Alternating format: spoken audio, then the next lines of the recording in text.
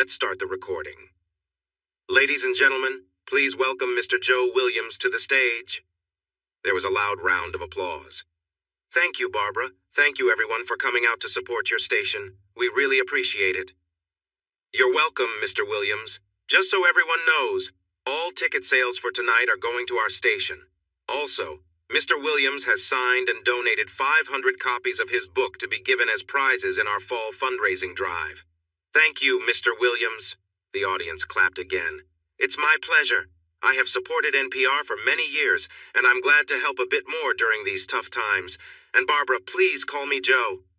She smiled, pleased with how things were going. Thanks, Joe. So, have you always been a writer? Besides your best-selling novel, do you have any more stories out there waiting to be found? He smiled briefly. No, this is my only novel. I work as a mechanical engineer, but I've been writing for the last 20 years. Part of my job was to create and revise manuals for our clients. So, if you've ever read the Operating and Troubleshooting Guide for the Intertech Hot Glue Labeler 6500, you've seen my work. The crowd chuckled appreciatively. That explains your writing style. Many of us know your book and its story, but could you share a bit about it for our radio listeners? Joe sighed slightly and replied, Sure. It's been over 3 years since it all happened, and 15 months since I finished the book, so I've learned to cope. He turned to look at the audience and took the microphone from the stand, walking to the front of the stage. Look at me. What do you see? Just an average person. And do you know why? Because I'm as ordinary as meatloaf and mashed potatoes. I'm 5'10", which is average height. I weigh about 170 pounds, not heavy but not fit either, just average. I have brown eyes and mostly gray hair, also average. If you saw me on the street, you wouldn't be alarmed, but you'd probably forget me as soon as you walked by. He returned to his stool and placed the microphone back in the stand. I didn't mind being average. I was just a regular 50-year-old man living in a nice but ordinary middle-class home in a mid-sized town. And I was content with that. However, I did stand out in some important ways. One was my wife of 27 years. I thought she was truly exceptional in both looks and intelligence. Then there was my only child, a daughter, who was a younger version of her mother. At 24, she had a new husband whom any father would be proud to call a son-in-law. Lastly, I had my job. I had worked for the same company for 28 years, my first and only real job. I felt like I had it all, living the dream life. So what went wrong? Well, the economy crashed. My office shut down and we lost jobs. I could have transferred across the country, but my ties were here. The severance package was generous, so I had some support. Plus, if I didn't find something soon, I could apply for unemployment for a while. Then my son-in-law lost his job, too. He and my daughter were just starting out, and since she was 6 months pregnant, they couldn't afford to lose their health insurance. They had to move away. Joe paused to take a sip of water, then he spoke in a low, emotional voice. Then something completely unexpected and heart-wrenching happened. My wife, the only person I had ever truly loved, left me. Not just that. She left the country, leaving a 2-page letter and a divorce request. In less than 3 months, 2 of the most important parts of my life, my job and my family, were taken from me. What a disappointment. The foreign companies have found a way to hurt us without a fight. They produce poor quality products and frustrate us. I had just thrown away a manual for some equipment our customer had bought for a new production line. It was written in a difficult language, not exactly Chinese, but the translation was nearly useless. We struggled through the manual and found confusing instructions, missing parts, and errors. I worked for Motion Inc., an engineering company that designed, installed, and upgraded production lines. The founder chose the name because, as any engineer knows, everything is about movement and flow. If there's a delay or a problem, you start losing money fast. Companies dislike that, so they hire us, and we have built a strong reputation. It was the early 1980s, and factories were starting to move to China. It wasn't just the loss of our jobs. The products we received back were often poorly made. They did improve over time, but that didn't help me then. I had been at the company for a little over 3 years. I was a good employee, received positive reviews, and was generally well-liked. Not one to show much emotion, my outburst surprised my boss, who happened to be walking by my office. He came in and sat down. "What's going on, Joe?" "It's this frustrating manual. I think whoever wrote it was completely out of touch. I'm sorry for the outburst, but this thing is just not working. He shook his head. You don't need to tell me. You should hear what the others are saying. He was stroking his chin, which meant he was thinking deeply. Joe, one reason I have you do so much desk work is that you are much better at it than the others. Your reports are always clear and to the point. You don't push an agenda or try to make your role seem bigger than it is. You just present the facts. Let's have Ed handle the field work on this. I want you to rewrite this manual. I know you've already done half of it. Take 3 weeks and see what you can create. With that short conversation, my career took a new direction, and I became a technical writer for the next 24 years. For the next 3 weeks, I worked 50 to 60 hours a week on the manual. I had already done much of the work before our talk. I simplified it, cut out unnecessary parts, and added details where needed. It wasn't thrilling reading when I finished, but it was clear. I had 5 copies printed and left them on my boss's desk just before the weekend. Bill, my boss, came into my office the following Wednesday. Great job, Joe. Ed said thanks. We want you out there on Monday for the test run. It should only take a couple of days. That's good. I can spot any issues and make changes if necessary. The test run went well. We encountered some minor issues, but nothing major. I spoke with the operators and took notes. When I returned, I made revisions and included a troubleshooting guide for new operators. It was so well received that I wrote manuals for 2 other pieces of equipment. Ed and I spent another 3 days at the facility about 4 weeks later, ensuring small issues didn't turn into big problems. On my last day there, corporate officials were visiting to observe the operations. I was in a small conference room discussing some tweaks I thought would improve the system when something unexpected happened. The chief engineer for our client asked me if I was happy with my job. Yes, I am. It's a good group to work with. Why do you ask? We're impressed with your work. We have 11 plants and my team is a bit overwhelmed right now. We could use someone like you to help resolve issues. You would be based at the main office and travel to where you're needed. Interested? I believe we could make an appealing offer for you. Think about it for a few days and let us know. Thanks for your great work. The offer was very appealing, but it would mean relocating and a lot of travel. I had only been married for 2 years and I didn't like being away from my wife. She knew traveling would be part of my job when we got married, but this would require me to be away much more frequently and for longer periods. I decided not to take the job. I had been back in the office for a week when Bill came bursting in. His face showed he was upset. He closed my door behind him. Joe, I thought you were happy here. Why didn't you tell me you were job hunting? Was it for more money or better benefits? Where's your loyalty? What did they offer you? His anger caught me off guard. I didn't look for another job. They came to me. I do like it here. But tell me, Bill, is this the only job you've ever had? If I decide to change jobs, it will be for my family's sake. If I think a new job is better for us, I'll take it. What do you put first, Bill? Your family or your job? I don't think he expected me to respond like that. He raised his hands. Calm down, Joe. Of course, you should do what's best for your family. Just please discuss any offers with me first.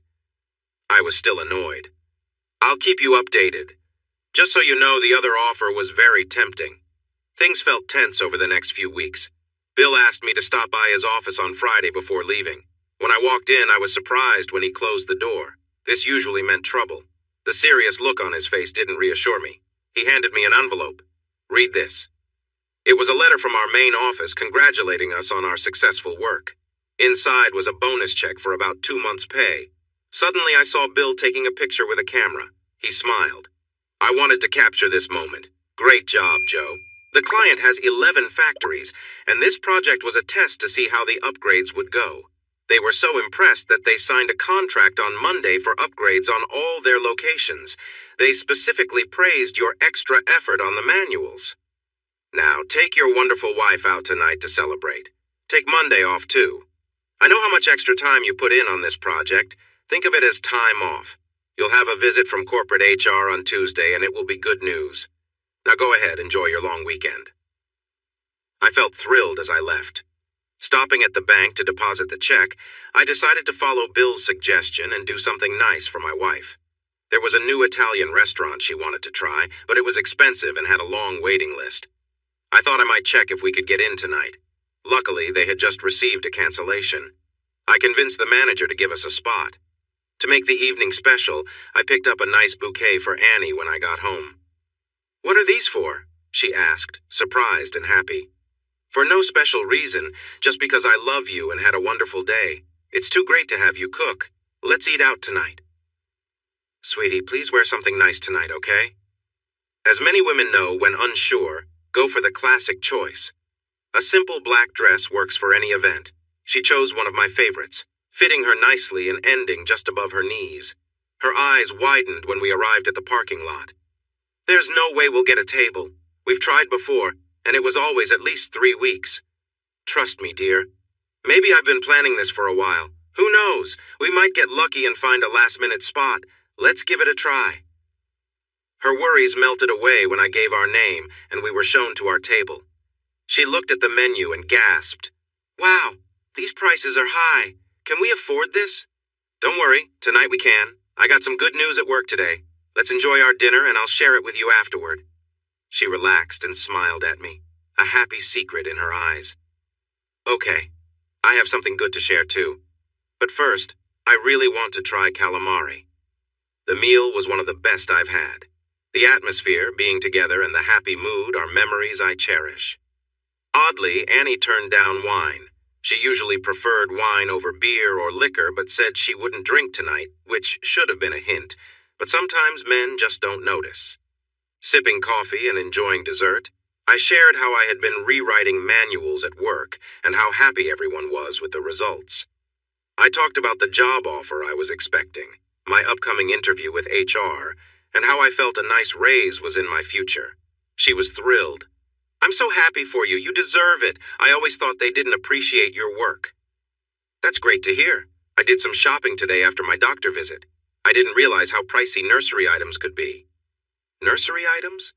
"Yes, nursery items. We need to prepare soon, only about 7 months left to get everything ready, and in another 4, I might not be very helpful." I looked a little puzzled, but she just smiled. "Joe, don't you understand? We're expecting a baby. About 2 months along, according to Dr. Roberts. Aren't you happy?" We had been trying for 9 months, so was I happy? I did what any man would do and started to cry. I went around the table, knelt down and hugged her gently, as if she were something very delicate. She laughed and hugged me back. "Come on, give me a real hug, I won't break." People around us noticed. "Engaged?" asked an older couple at the next table. "No, we're expecting our first child," Annie proudly replied.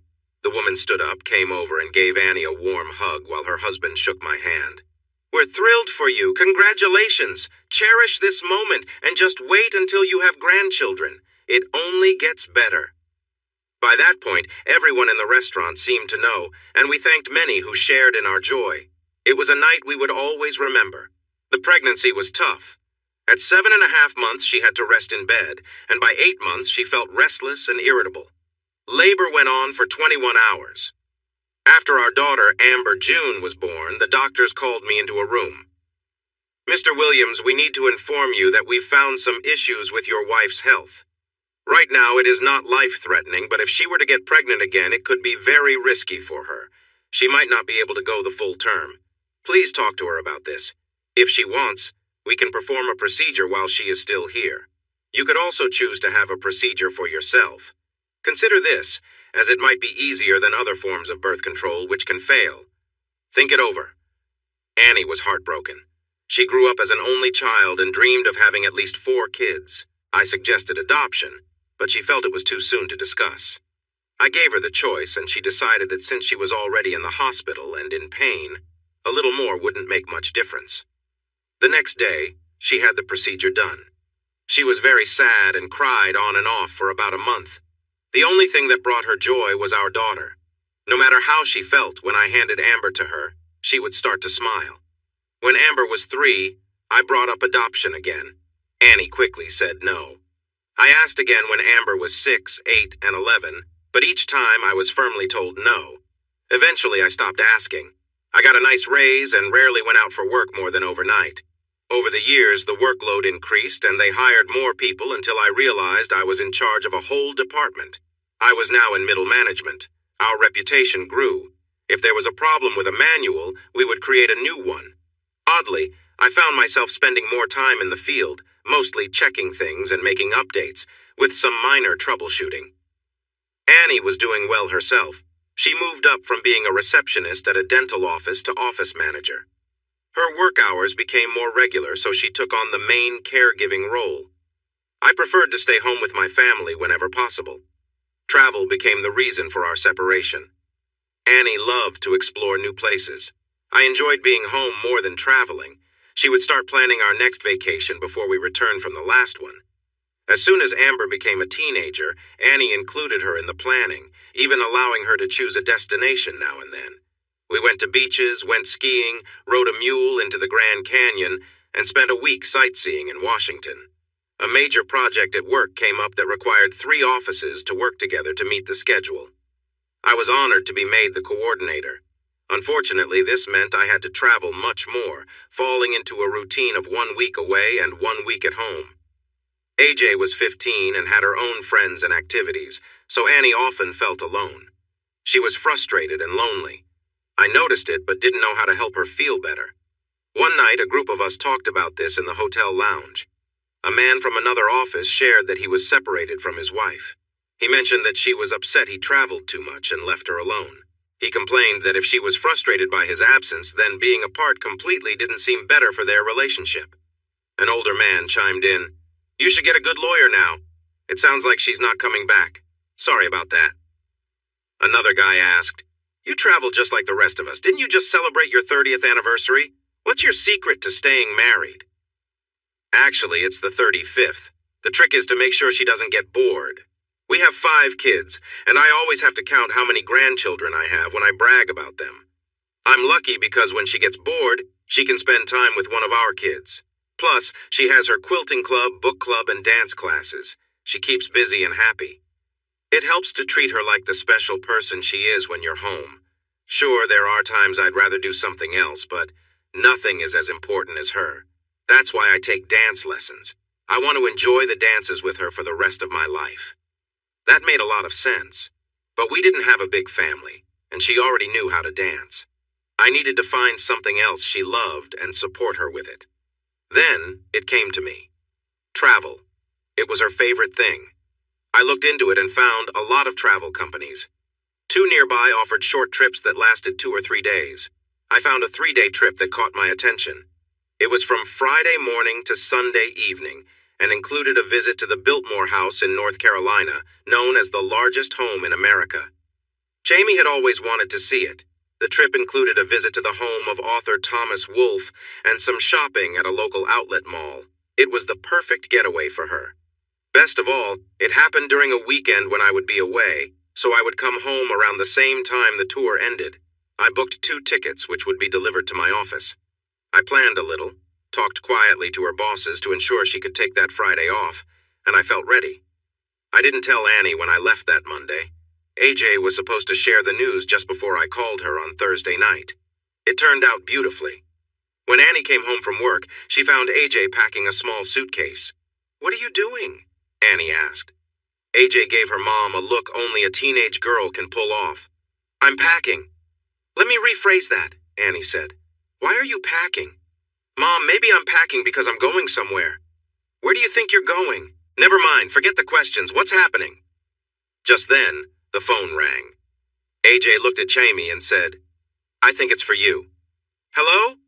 "Hi, sweetie, I miss you too. Did you let AJ go somewhere? What, 3 days? What's going on?" "No, I'm not losing my mind. I just wanted to remind you to take a raincoat." "Why?" "Because it's supposed to rain this weekend." "No, not where you are, but in Asheville." "Why does that matter?" "Because that's where you're going, to the Biltmore House and then to the big outlet mall. I know you don't like staying home alone, so AJ and I planned this trip. She will help keep an eye on you, but I trust you everywhere except the outlet mall."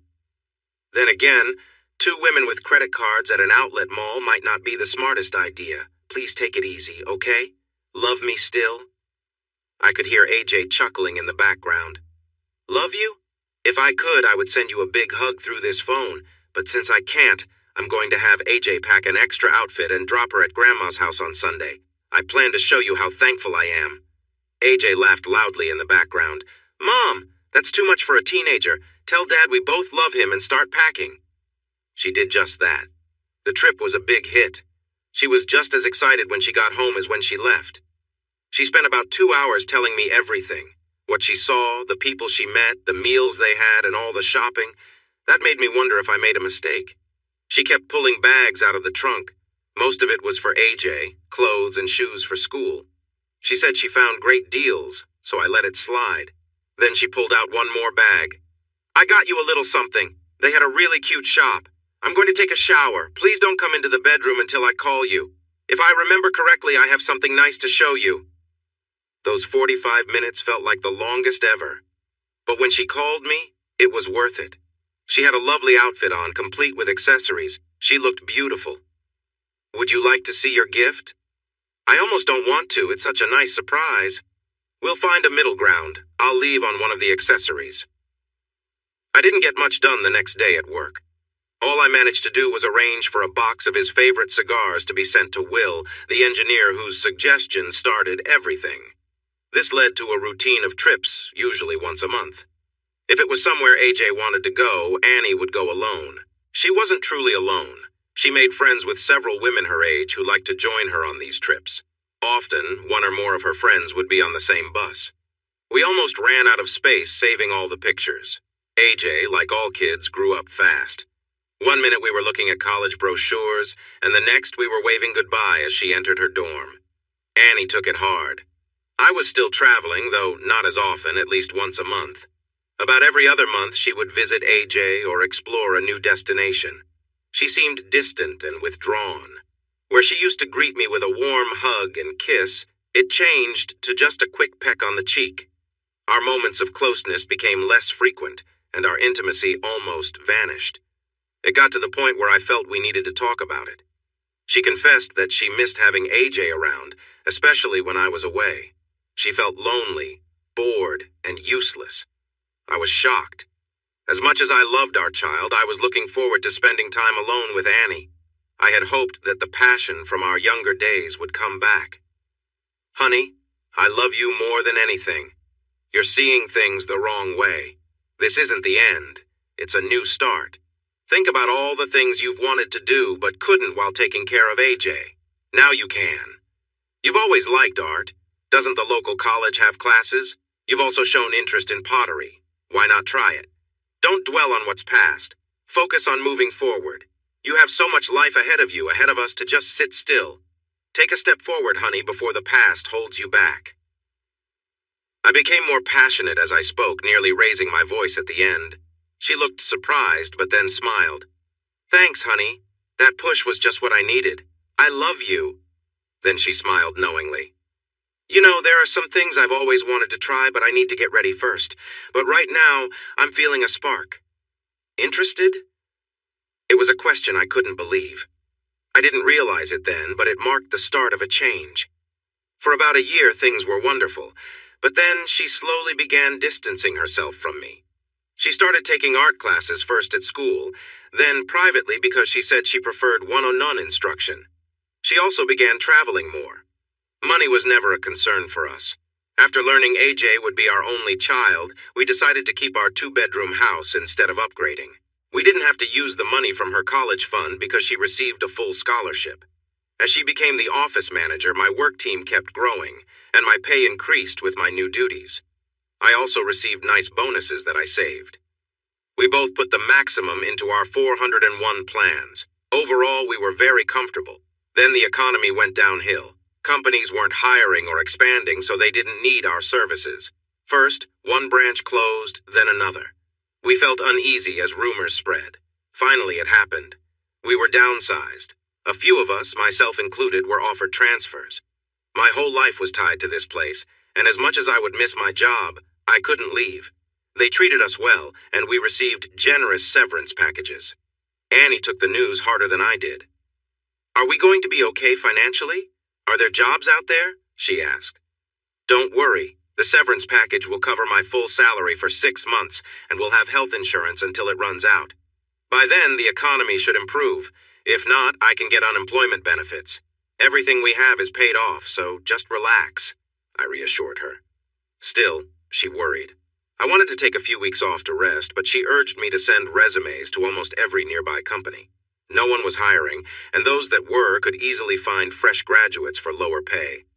Annie seemed more distracted each day. I sensed something was off, but chalked it up to the financial stress. She became short-tempered and took offense easily. She continued working and attending art lessons twice a week. Despite her worries, she took 2 trips. I offered to join her, but she laughed. This trip is to an expo on quilt making. Some quilts are beautiful. It's art made from fabrics instead of paint. Ramon says it will help with my composition and color skills, she explained. Ramon was her art teacher. I didn't want to hurt her feelings, but I thought she wasn't the best painter. The thought of spending 2 days looking at quilts, no matter how lovely, didn't interest me. Discussing fabrics and sewing machines didn't sound enjoyable, so I politely declined. By now, AJ had graduated, found a wonderful partner, and got married. Planning the wedding lifted Annie's spirits, but once it was over, she realized AJ was moved away for good. She was thrilled when AJ shared that she was expecting a baby. They lived less than an hour away, so Annie visited frequently. When Annie learned they had to move across the country, she fell into a deep sadness. She only perked up when she took 2 weeks to support AJ during the arrival of the baby. I arrived at the hospital with 2 hours to spare, and we were thrilled to be new grandparents to a baby boy. Once we got home, her mood returned to being quiet and sad. One night, I finally lost my temper and let it out. "What's wrong? We're still young, and there is so much we can see and enjoy together. Yet nothing I suggest seems to interest you. It feels like I'm just in your way. Are you trying to push me away?" She looked pale as I spoke, and her eyes widened at the last part. Instead of answering, she hurried out of the room. I could be just as stubborn as she was, so I decided to let her be. I packed for an overnight trip since I had started a new job and needed to meet a client. The argument began because I wanted her to come with me. A former client reached out, unhappy with the new management. He asked if I was interested in some freelance work because he had some problems in his production system that he wanted to fix. My plan was to fly in, observe things, make suggestions, and review his operator manuals. This was a great opportunity for me. I wouldn't have to travel often and could do most of the work from home. I even planned to turn AJ's old room into an office. We barely spoke to each other the rest of the night, and she seemed hesitant to say goodbye the next morning. I gave her an ultimatum, something I rarely did. "When I return, we need to have a serious talk about our future. I'm not happy, and you're not happy either, and I don't understand why. Don't make any plans. I want the whole weekend to sort this out." When I got back, she was gone. On the kitchen table, there was a letter. "Joe. Not Dear Joe, just Joe. By the time you read this, I will be gone. I've thought about this for a long time. I'm not happy, and I haven't been since AJ went to college. My life feels dull. The excitement we had has slowly disappeared, and you didn't even notice. I know you've tried to bring it back, but it was too little, too late. I know this message will hurt you, and I'm sure it's a shock. But I want to be happy again, and I can't find that with you. I've been involved with Ramon for about 2 years, and you had no idea. That shows how far apart we have grown. It was easy to hide because you trusted me completely. All the trips I took, even the one with the quilt, were with Ramon. You were my husband, but he is my true partner. Don't think I didn't feel bad. I spent many nights feeling upset about this, but in the end, I can't continue like this. I've already started the divorce process. The lawyer's card is on your desk. He will explain everything, but I've given him the authority to manage things and signed over the house. In return, I've taken half of the money from our savings and retirement account. You keep your 401, I keep mine. Please don't argue. This is as fair as I can make it. I left my job last week and took my retirement money. By the time you read this, I will be in Europe, mostly in Spain and Italy. Please don't try to contact me except through my lawyer. I know this seems like a weak choice. I just couldn't face you. I'm sorry for that. Now you have to tell AJ, which feels like another unfair thing. Please don't look for me. I wouldn't speak to you if you did. I hope you remember the good times after the anger passes. You didn't deserve this. I will always think of you with love. Annie." The audience listened intently as Joe shared the story of his marriage's ups and downs. Barbara saw some women in the crowd with tears in their eyes. So there I was, starting what I thought would be a wonderful time in my life, suddenly alone. Was it painful? Yes, very much. Did I fall apart? To quote my grandfather, like a broken watch. Did I pick myself up? Kind of, it's still a work in progress. Barbara's voice on the radio brought people back to the moment. Mike listened closely through his earphones. As Barbara left, she gave him a knowing smile. He felt he might have made a mistake. The crowd was quiet as Joe talked about his wife leaving him. After a moment, Joe continued, "I was completely heartbroken. I really was a clueless husband. I thought that if you loved someone deeply, you couldn't betray them. I was wrong." I sat at the kitchen table reading the note again. It was short, almost cold in how little it said. No long explanations, very little apology, just, "I've moved on. Sorry, it's nobody's fault." I didn't understand it at all. I couldn't sleep that night. I just stared at the note. I didn't drink, didn't break anything, didn't shout. I just felt empty. The anger came later. I finally went to bed and slept a little. I woke up with a headache and called for Annie, asking where the medicine was. I saw the note again and felt the pain all over. In the next few days, I felt like a zombie. I went to her old office. They told me she had quit 3 weeks ago, probably spending those days with someone else to get ready for her trip. She took very little with her. Most of her clothes, her jewelry, including her engagement ring and wedding band, were left behind. No photos or mementos from our time together. It felt like she was gone. None of her friends knew she had left. Her only new address was her lawyer's office. It took me 2 weeks to find the courage to call AJ. At first, she couldn't believe me. Then she started to cry. She was so upset that her husband had to take over while I explained everything again. AJ finally calmed down enough to talk. She insisted that she wanted to come visit me for a few days. I talked her out of it because it would have messed up their vacation plans, and traveling with a baby across the country would be too hard. After that, she called me every day for 3 weeks just to check on me. She wanted me to send her the full goodbye letter by email. I didn't want to at first, but I eventually did. Her reaction surprised me. What happened to my mother? Who is this person who isn't caring anymore? When Bunny, her nickname for her daughter, asks if she has a grandmother, I will tell her that she passed away. I never want to speak to her again. I was taken aback by her anger. AJ, I know you're upset, but deep down, even if she seems distant, I believe she still loves you. There is a chance she might reach out someday. Please be open to that. She is your mother and the grandmother of your child. It's important not to judge her too harshly for what happened between us. A part of me felt relieved she still believed that, but I hoped she would at least talk to her mother if she got the chance. I went through all the feelings of loss, anger, denial, and sadness. I took some satisfaction in making things difficult for her lawyer. The longer I stretched it out, the more it would cost her. At first, I didn't want to talk to him and ignored anyone who knocked on the door. The process server traveled a lot just to find me before I stopped playing games. I even threw the papers in the trash in front of him. I told the lawyer I would only speak with him if I had my own lawyer, but I didn't hire anyone for about a month. Then, I scheduled a meeting but skipped it, alongside the next one. I asked for many records, both financial and other kinds. After 6 months, she sent me a handwritten note asking me to let it end. I told her lawyer that if she asked me in person, I might consider it. My own lawyer asked me if I was tired of spending money on this. Even he thought it was getting old. He was right. I was just going in circles. I did manage to have her cover some costs along the way. Most of my anger and pain faded to a dull feeling. It was still there, sharp at times when something triggered it, but mostly I was learning to move on. Fortunately, I was working again, which helped keep my mind off the pain.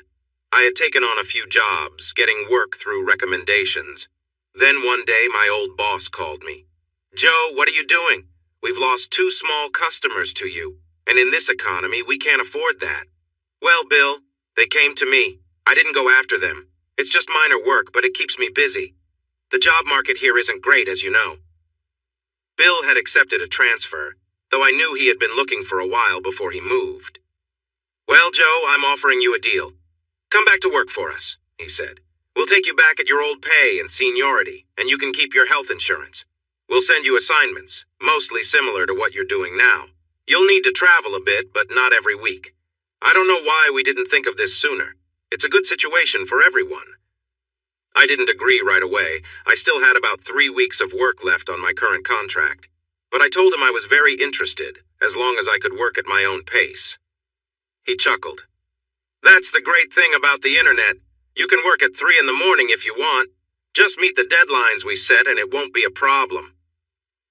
When I finished my contract, I officially rejoined Motion Inc. 9 months passed. I wasn't back to where I used to be, and I wasn't sure I ever would be, but I could manage. I didn't even feel sorry for myself when the divorce was final. I still had my friends, and most were shocked by the news. Some, mainly the wives, thought there was something deeper behind it, probably something I did. It didn't bother me what they thought.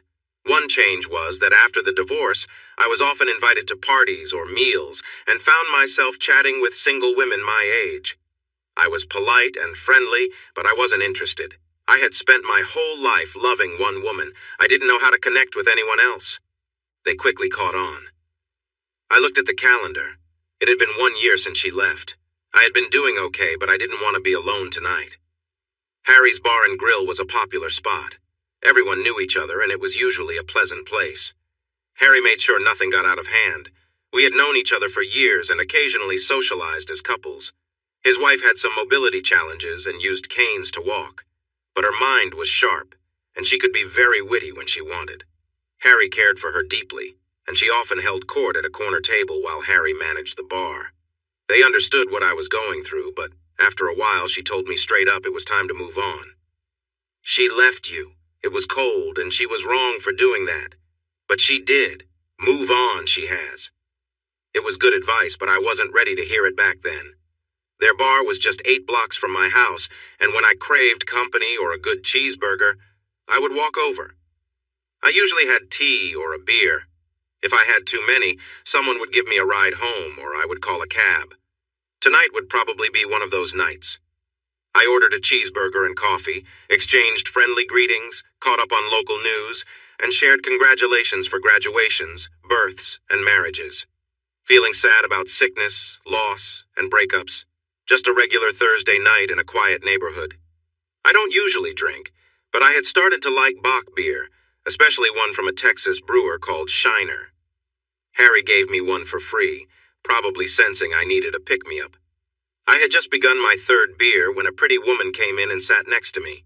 She greeted Harry and his wife by name. She was around my age, maybe younger. She looked over at me and nodded, so I raised my beer in response. Harry introduced us. Joe, this is Annie. She's married to my cousin. By the way, where is Chad? She sighed and said, He's at that training seminar they make him attend every year.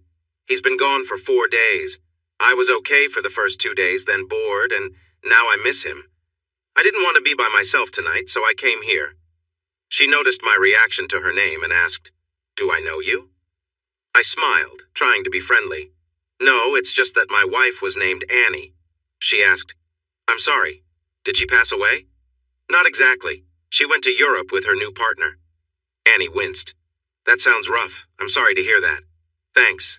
I'm getting through it. In fact, today marks a year since she left.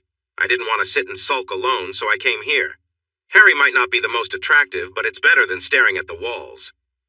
Annie smiled as Harry chimed in. Hey, I heard that. We chatted, and she was easy to talk to. Jane, Harry's wife, joined in with her comments now and then. It was the most fun I'd had in a long time. I had moments of sadness, but Annie and Jane would cheer me up with their laughter.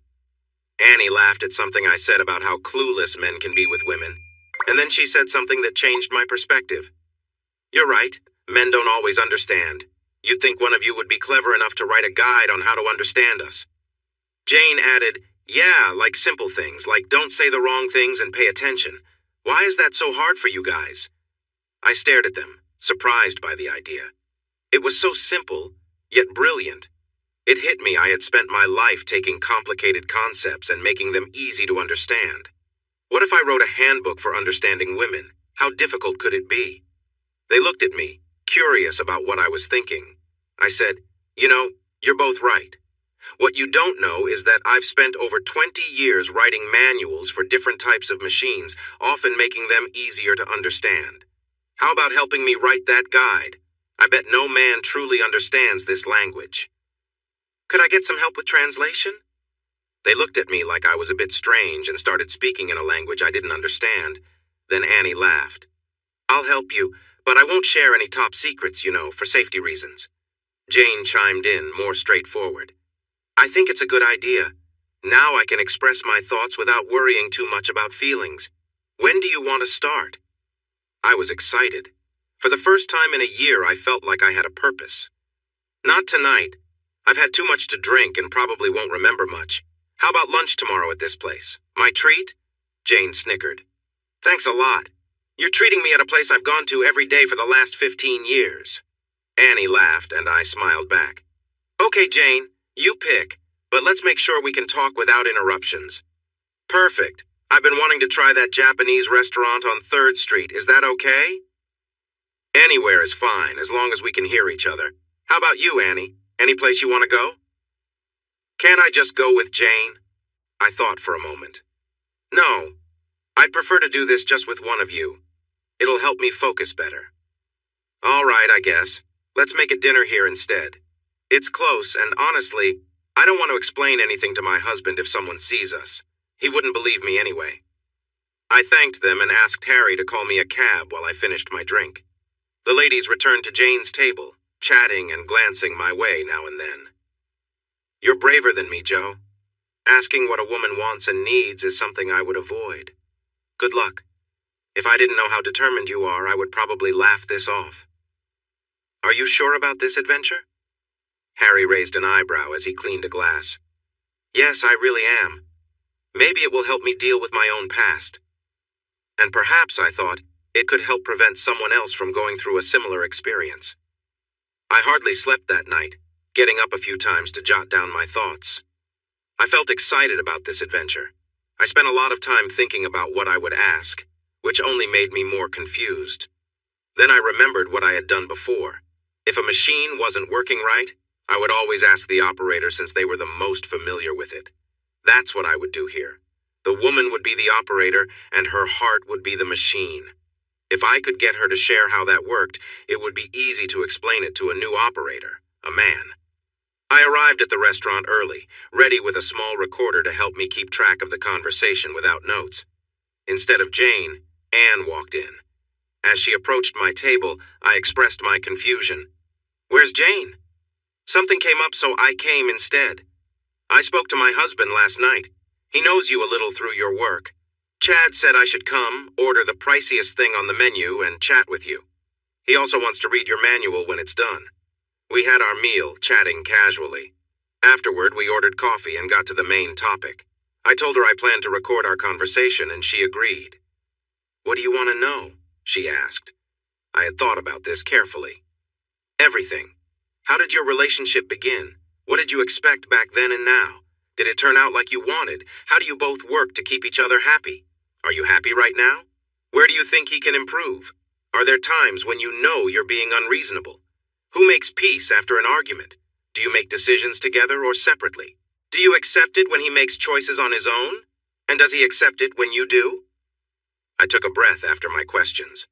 "Wow, don't hesitate to ask the tough ones. Give me a moment to think." After sipping her coffee, she began to share slowly, gaining confidence as she spoke. She loved her husband and had never thought about being unfaithful. Their love wasn't instant. It grew over time with understanding and care.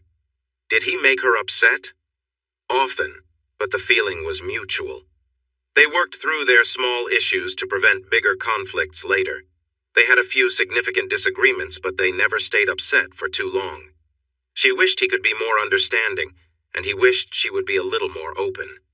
"Sometimes it feels like we think differently, like I'm on one level and he's still figuring things out." He paused in his story to make another point. "Everyone, I thought about this deeply. I didn't read any expert relationship books, as I wanted to keep my thoughts genuine, but her point came up in almost every conversation I had. It made me think, leading to a conclusion discussed in the final chapters of my book. Men and women often don't communicate the same way because they don't see things from the same angle. Men focus on the present, responding to what they see and hear. Women think about the future. It's in their nature. They tend to wait for what they want and take things literally. A woman's greatest source of attraction is her mind. I heard a comedian during a book signing who really nailed it. I wish I could recall his name to give him credit, but it went something like this. A young man falls in love with what he sees right in front of him. He thinks, "Wow, she's beautiful. She smiles brightly, and she looks amazing in that dress. She's exactly what I want." And he's right. Gentlemen, close your eyes and picture your wife. Now, if you've been married a long time, what do you see? I bet my book royalties you're still thinking about that girl in the sundress. A few of the men laughed. You know, women, especially young ones, look at a man and think, he seems kind, he would be a great dad. They may also think, if I could just help him dress better, we could really make a life together. It's just how they think about the future. Now, ladies, close your eyes and think of your husband. Do you see that young, scruffy guy, or do you see the man he has become? The mature, successful, loving father? I thought so. The women chuckled in agreement this time. There you have it. Men and women often don't understand each other because they process things differently. Let me give you a better example. I often listen to public radio. One time I heard a discussion on Science Friday about how men and women navigate directions differently. When a couple asks for directions, the woman usually listens carefully to all the steps. She'll remember, go to the white church and turn right, go 2 stoplights, then turn left, and the first building is on the right. The man, however, will focus on the first part, go to the white church and turn right, and then ask for directions again. The man thinks in the short term, while the woman thinks further along. She's looking at the bigger picture. And that's why I believe women are smarter than men. Does anyone disagree? He paused while laughter filled the room. I didn't think so. He continued his story. The conversation with Annie was eye-opening. What I learned was that many men don't really understand women. The discussion with Jane went in a different direction. I was married to someone else before Harry. He was really focused on himself and very confident, almost to the point of being arrogant. It was all about him, and our marriage didn't last long. I thought all men were the same, so I took a break from dating. But when I eventually started again, I didn't feel excited about anyone. Then I met Harry. It felt like a fairy tale, a real romance. I didn't think it was possible until then, and it was mutual. We grew together. He worked as a salesman and was very successful, but he had to travel a lot. I hated being apart, but I knew it was for our future. We wanted a home filled with children. Then I found out I had a muscle disease that runs in my family, which usually affects women more. I was heartbroken. I feared I would end up in a wheelchair before turning 60. I also decided I would never have children if I inherited this condition. I couldn't bear the thought of passing it on to a daughter. I had my bags ready before Harry returned from his trip. When he got home, I greeted him at the door and took him by the hand. I put all my heart into it, knowing it would be the last time. Afterward, we cuddled together.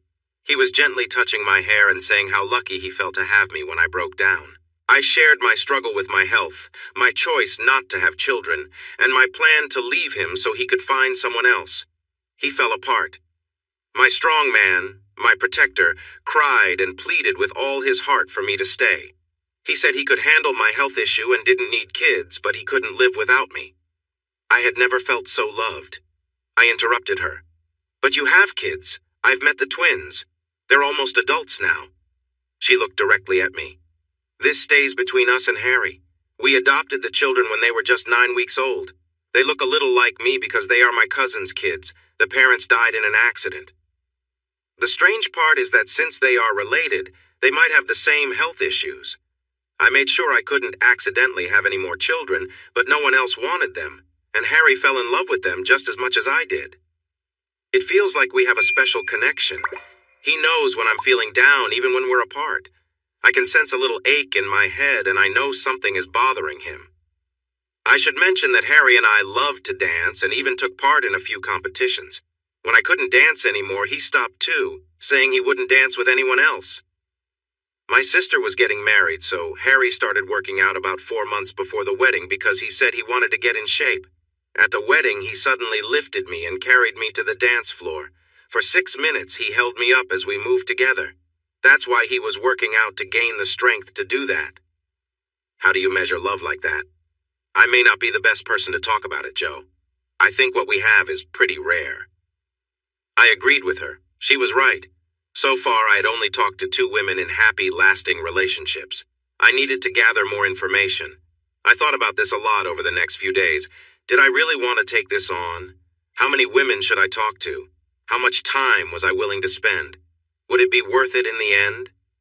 In the end, I decided to go ahead mostly for my own satisfaction. I thought it would only stay on my computer. I wasn't really sure I had the confidence to share it. Now it was time to get started.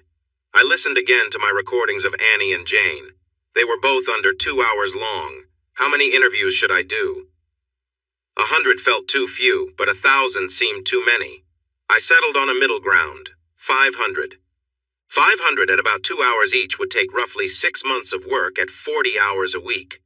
I could not spend 40 hours a week on this, so I had no idea how long it might take. At the start, I made a few rules. I didn't expect to see the same people again after our chats unless we happened to meet again by chance. I didn't want to prepare them first. I wanted to surprise them so they wouldn't have time to think about their answers. I hoped this would help me get more honest replies. That's why I wanted to talk to people I didn't know, with no plans for a relationship, and the belief that I would not meet them again. They might be more open that way. I discussed this with Anne and Jane. They agreed that talking to strangers was a good idea. I didn't need their names, but there were some details I wanted, so I made a small list. Age, relationship status. I knew that not all the women I would meet were currently in relationships, but many had been in one at some point. Race. I wanted to speak to a variety of people. Level of education, I was curious if educated people made similar choices as those who were not. Cultural background. Did the traditions they grew up with influence their relationships? Are you happy in your relationship? Is it what you wanted? Anne and Jane liked most of my list and agreed to help me with my first interviews. After about 3 interviews, I noticed I needed to change my approach. Word had spread and the women had time to think and give answers they thought I wanted to hear. I only wanted the truth, but I got a cleaned-up version instead. Still, I learned something from each woman I spoke with. I had to get creative. I visited coffee shops, different bars, colleges, and churches. I even went to 2 retirement homes. I talked to women at places I visited for work while I was still working around 30 hours a week. This travel gave me plenty of chances to meet new people. I spoke to women in Boston, St. Louis, Detroit, smaller towns along the East Coast and by the Mississippi River. When I finished my research, I organized my notes. The youngest woman I interviewed was 17, and the oldest was 83. 322 women were between 40 and 65. 39 were 66 to 83. 129 were between 20 and 39, and 10 were between 17 and 19. 320 were white, 80 were Hispanic, 15 were Asian, 64 were black, 10 were Indian, 6 were Polynesian, and 5 were American Indian. Most were Christian, mostly from Methodist, Baptist, and Catholic backgrounds. There were 4 atheists, 10 agnostics, as well as Hindus, Buddhists, and 1 Japanese woman who followed Shinto beliefs. There was also 1 American Indian who practiced a traditional religion that involved using peyote. 2 were part of a group that practiced voodoo. 288 had been in past marriages or relationships, 16 identified as lesbians, 4 were in polygamous relationships, and 31 were from other countries. 6 were in unhealthy relationships, 5 were involved in alternative relationship styles, and 14 chose to remain single, 8 due to health issues, and 6 by choice. It was interesting that 27 identified as bisexual. 58 believed their relationships would not last 6 months. 70 were very unhappy but wanted to do everything they could to avoid breaking up. 48 were not in any relationships at the time. Of those, 33 said they were not looking to start one soon. Joe paused to take a drink of water. If you think this is confusing now, you should have seen what I went through. Most interviews lasted about 2 hours. The shortest one was 16 minutes, and the person spent the whole time crying. One interview went on for over 4 hours because the person was so engaging that I lost track of time. To keep my research safe, I took a picture if they agreed. Instead of remembering names, I gave them my card with my email and wrote their number on it. I decided to call them all Annie as a joke and to remind myself why I was doing this. So when I gave out my card, I would write Annie 20 or Annie 200, depending on where I was in my research. I asked them to use their number when contacting me so I could match messages with faces. That's how the title came about. It took me 14 months to finish the interviews and 6 more months to organize the information into something clear, all while working 20 to 30 hours a week. The project took over my life. I always kept my professionalism intact and did my job well, but it became less important compared to my research. It got so intense that Jane, Chad, and Annie would come by every couple of weeks to take me out to socialize. Chad and Annie developed a friendship strong enough for dinners and visits. They wanted to keep me connected to the outside world. Chad often teased that I was a bit obsessed with my work, but joked that I could become a relationship coach for men once it was all done. I had long decided not to publish my findings. It felt more like a healing process for me, a way to cope with my feelings of being left behind. I thought only Annie, Chad, Jane, and Harry would read it, but fate had other plans. Motion Inc. used an editing service to make our manuals clearer. My work usually needed little change since I was experienced. It was mostly proofreading rather than heavy editing. But everyone makes mistakes, and I would occasionally slip up. I had been working on a large project and was finally ready to send it off. I was feeling worn out after spending about 40 hours doing interviews and writing notes over the past 9 days, all while juggling my regular job. The only reason I could give was tiredness. 2 days later, the editing service called me. John had been my contact for 11 years. We talked enough to become friendly, but we had never met in person. That was about to change. Joe, this is fantastic. I never knew you had this in you. Can I please edit it? John, it's just a manual. It's not even for a difficult piece of equipment. You could edit it easily. Are you joking? The most complicated thing is understanding how women think. Getting a peek into that is special. I started to feel uneasy. What are you talking about? Your book, of course. I already edited the first 4 chapters. My company is eager to see the rest. You know we publish nonfiction, biographies, history books, and how-to guides. They're looking to expand, and your work would fit perfectly. It's finished, right? I had been so tired when I sent out my manual that I accidentally included the first 8 chapters of my book. It seemed the secret was out. John, I wrote that to help myself. I never meant for it to be published. You're joking, right? My boss is going to call you soon. He wants to start talks about the book today. You should find an agent and a good lawyer.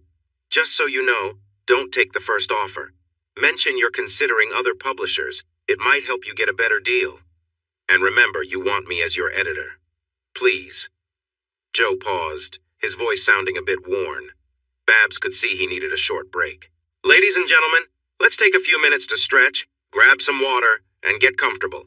When we return, I'd like Joe to share some of his favorite interview moments. 10 minutes later, everyone was back in their seats. The stage crew had filled up the water bottles, and Joe took the microphone again. All the interviews were special, but a few stand out to me. Annie 337 lived in a retirement home. She was 74, but looked much younger. I can still picture her face. You're really 74? Yes, I am. I've had some work done to look younger. I believe I still look good for my age. Do you agree? I do. I thought you were younger. Are you seeing anyone now? Kind of. I'm spending time with 2 men regularly. One is 61, the other 67. I think they might be a bit too old for me, but they're nice company. They were both very good partners. So you're still enjoying life together? Yes, as much as I can. I've always had a strong desire for connection. I've been widowed twice. The best I can say about them is that they were both wonderful partners. Please understand, I was never someone who dated many people. I was always committed to my husbands, and I loved them both very much. My first husband was a banker. It was a respected job back then. I think he would be shocked to see how things have changed in that field. Our relationship was traditional. I took care of the home while he worked. It was the early 60s, after all. But he respected me. He knew I managed everything at home except for earning the money. I raised the children, kept the house in order, and acted appropriately in social settings. We had a classic family life. I would feel lonely sometimes when he was focused on his career, especially since he didn't like to travel, but we handled it together. We found joy in being close, and our feelings were strong until the end. We understood each other perfectly. He had a strong side beneath his formal appearance. I matched his passion, and we were truly connected. We only had one big argument, and it was about money. We had it, and he wanted me to spend time understanding our finances. I told him that as long as I had him, I wouldn't worry. I will never forget what he said. There may come a time when I'm not here. If that happens, I want you to grieve. But I don't want you to worry about the future while you do. This is for you and the kids, so please pay attention. So I did. I learned a lot about managing money, and he was very proud of me. Then one day I got a call from the bank. He had a heart attack at work. He was 57. I cried a lot and felt his loss deeply, but I moved on, and because of his planning, we were financially secure. We were married for 37 years, and I have no regrets. 5 years later, I met Paul, my second husband. He was an artist and a free spirit. While my first husband and I were more traditional, Paul was lively and unpredictable. Our relationship was full of spontaneity. He painted me, and that artwork is still displayed in my living room. While my first husband enjoyed his drinks, Paul chose not to drink. He wanted to have a clear mind. He wasn't poor, but he wasn't as financially stable as I was. Money was not a priority for him as long as he had enough to live. He wanted a prenuptial agreement to show that he was not interested in my money. I said no. We were happy together for 7 years. My kids eventually liked him, and the grandchildren adored him. The kids loved to come over and play dress-up, often painting their faces like animals from the zoo. 6 years ago, he lost his life because a distracted driver ran a stop sign and crashed into his motorcycle. When I think about it, the only thing those people had in common was their love for me. They never stopped reaching out, even when I chose not to listen. I don't think I'll ever marry again. It would take someone much younger to truly understand me, and that wouldn't be fair to him. I'm happy with the 2 people in my life right now. Overall, I've had a good life. As a side note, the older women I spoke to had been with their partners for over 40 years. I believe it was due to the way things were back then. Out of the 39 women I spoke to in that age range, from 66 to 83, 27, said they should have left their husbands. Annie was a beautiful black woman in her late 20s. This was one of the toughest interviews I ever conducted. Her husband was controlling, very jealous, and used drugs. She seemed trapped in a nightmare. The marks on her skin were visible even through her dark complexion. He had hurt her badly before, even forcing her out of their home in the cold. When she stood up for herself, he broke her arm. She tried to protect herself by getting a restraining order and filing charges, but didn't go to court. I asked her why she didn't leave. Because I love him and he loves me. And yet he hurts you. He doesn't mean it. I just know how to push his buttons.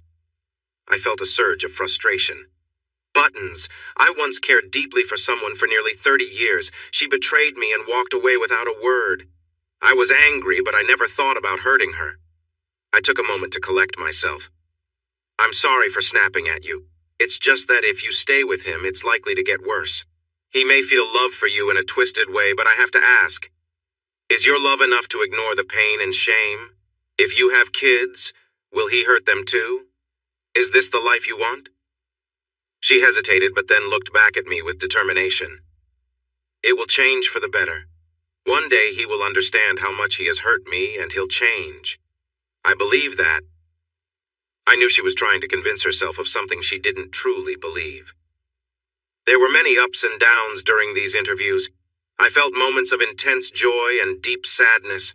Sometimes I thought I was making progress in my search for understanding, but often I felt that no man could fully grasp what a woman experiences. Annie was the next to last person I spoke to, and she gave me hope for humanity. I was in a medium-sized town in Maryland for work. I was feeling optimistic about my progress, thinking this interview would be quick. I had checked out of my motel and was on my way out of town. It was lunchtime, and I passed a small restaurant that served crab cakes, a local favorite. A girl was standing by the road holding a sign. "Help me, I need a job." This caught my attention, so I walked over to her. "Any luck?" I asked, pointing at the sign. She sighed. "None. I don't know what to do. I've been to the job office, tried temp agencies, and applied to every place around here.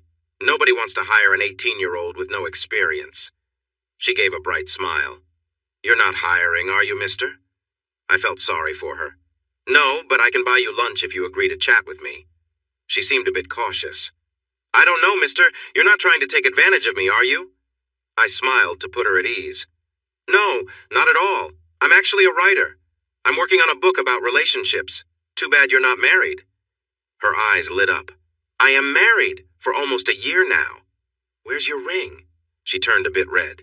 I don't have one. We couldn't afford it, but he plans to get me one soon. Well, there you go. You're married, so you're a perfect candidate for our chat. I'm going inside now. Feel free to join me. I found a table by the window. She was still outside, holding the sign with a look of worry on her face. I called the waitress over. Do you know that girl? She looked outside. Yeah, that's Wendy. Poor thing, things haven't gone well for her. Lucy lets her bus tables sometimes for a meal and a little money. She eats part of it and takes the rest back to the shelter for her husband. Shelter? Yeah, they live in shelters. They're both foster kids and have had a rough life. I just wish things would get better for them. I handed her a $20 bill. Could you please take her the biggest drink you have and tell her her meal is covered? I took out another 20. Please take this for your trouble. She looked at the money. I can't take this for something I would probably do anyway. She tried to give it back, but I insisted. Keep half and give her another meal when she needs it. You're a generous man. I'm sure she'll appreciate it. A few minutes later, she came back with a large drink for Wendy, who followed her in. Wendy walked straight to me and slipped into the booth. Are you really a writer? I nodded. Have I read anything you've written? No, I doubt it. I'm a technical writer. I've been doing that for over 20 years. This is just a project I wanted to pursue. How many women have you talked to so far? 498? No way. Really? How many more do you plan to talk to? You and one more. I'm aiming for 500. She relaxed and leaned back. Okay, but I want a large crab cake plate with extra onion rings. Deal. I shook hands with her and placed her order. Her story was really sad. Abandoned as a young child, she didn't know where her parents were or if they were still alive. She moved between foster homes and orphanages. Her basic needs were met and she was mostly treated kindly, but there was no love. She met her husband in a support group for troubled kids. She was 14 and he was 15. Her eyes sparkled as she remembered. We looked at each other and I just knew. This is who I wanted to be with. During the break, we shared a soda. We were both so shy, no one had taught us about love. But when we sat down, I chose to sit next to him, and I've been by his side ever since. He lived in a group home, while she had a foster family just 2 blocks away. He was in the home because he struggled with going to school, and his foster parents were worried about him, even though he hadn't done anything wrong. She told him that she had started attending the same school and didn't know anyone there. The next day, he was waiting on the sidewalk to walk her to school. He did this every day until he graduated. She felt so proud of him when he received his diploma. He was one of the student speakers, recognized for his progress. In his speech, he credited her for his success, saying the woman he loved made it possible. She cried so much during his speech that they almost asked her to leave the auditorium. One of his classmates' mothers recorded it and made her a copy. It was her most treasured item. We got married the day after I turned 18 at the courthouse. We picked up cans to pay for the license and the ceremony. A janitor signed as our witness. It was still the happiest day of my life. She blinked, as if something had gone into her eye. If I understand correctly, you live in a shelter now, is that right? Her eyes looked down. Yes, I don't have a job, and he does day labor. Some weeks he works a lot, and others not at all. What's hard is that we're on opposite sides. We don't have a place to stay together, and we're watched closely because of the rules. But at least you still get to say goodnight to him, I said, hoping to lighten the mood. If you aren't able to be together at night, how do you spend time together? I tried to ask gently. Oh, sometimes we stay at a friend's apartment. I help clean it in exchange for time with my husband, and there's a park where we look at the stars while others watch out for, animals. I imagine the animals she mentioned were not the normal kinds. My heart went out to her. She showed me a small photo of her husband, a simple strip from a photo booth. He looked like an average guy, similar to me. Her face lit up when she talked about the children they hope to have. 3, with no preference for boys or girls. She promised they would have a better life no matter what. Sometimes you meet strangers, and sometimes you meet friends. I could tell Wendy was going to be my friend. I called the company I recently left. Jerry, it's Joe. No, I didn't leave anything behind. A friend is in town and she and her husband really need a job. Yes, I can vouch for them. Hold on, I'll ask her. Wendy, how does $9.50 an hour sound? You would have thought I had made an amazing offer. She started crying and nodded yes. Jerry, she said that would work for her to start. What? Let me check. Wendy, does your husband know how to drive a forklift? Still crying, she nodded yes. Yes, he can. 11 an hour? That sounds good to start with. She'll come in to fill out the paperwork after lunch. Jerry, I really appreciate this. I owe you one, and I always pay my debts. Thanks again. She was so surprised she forgot to eat. I called the waitress over. I looked at her name tag. Sue, are you a good person? Can I trust you? She looked at me carefully. My husband thinks so, and yes, I'm trustworthy. Wendy was watching, puzzled by my questions. Wendy, stay right here. I need to talk to Sue for a moment. I stood up and walked to the counter. Sue came over after refilling some drinks. Sue, I think you're a good person.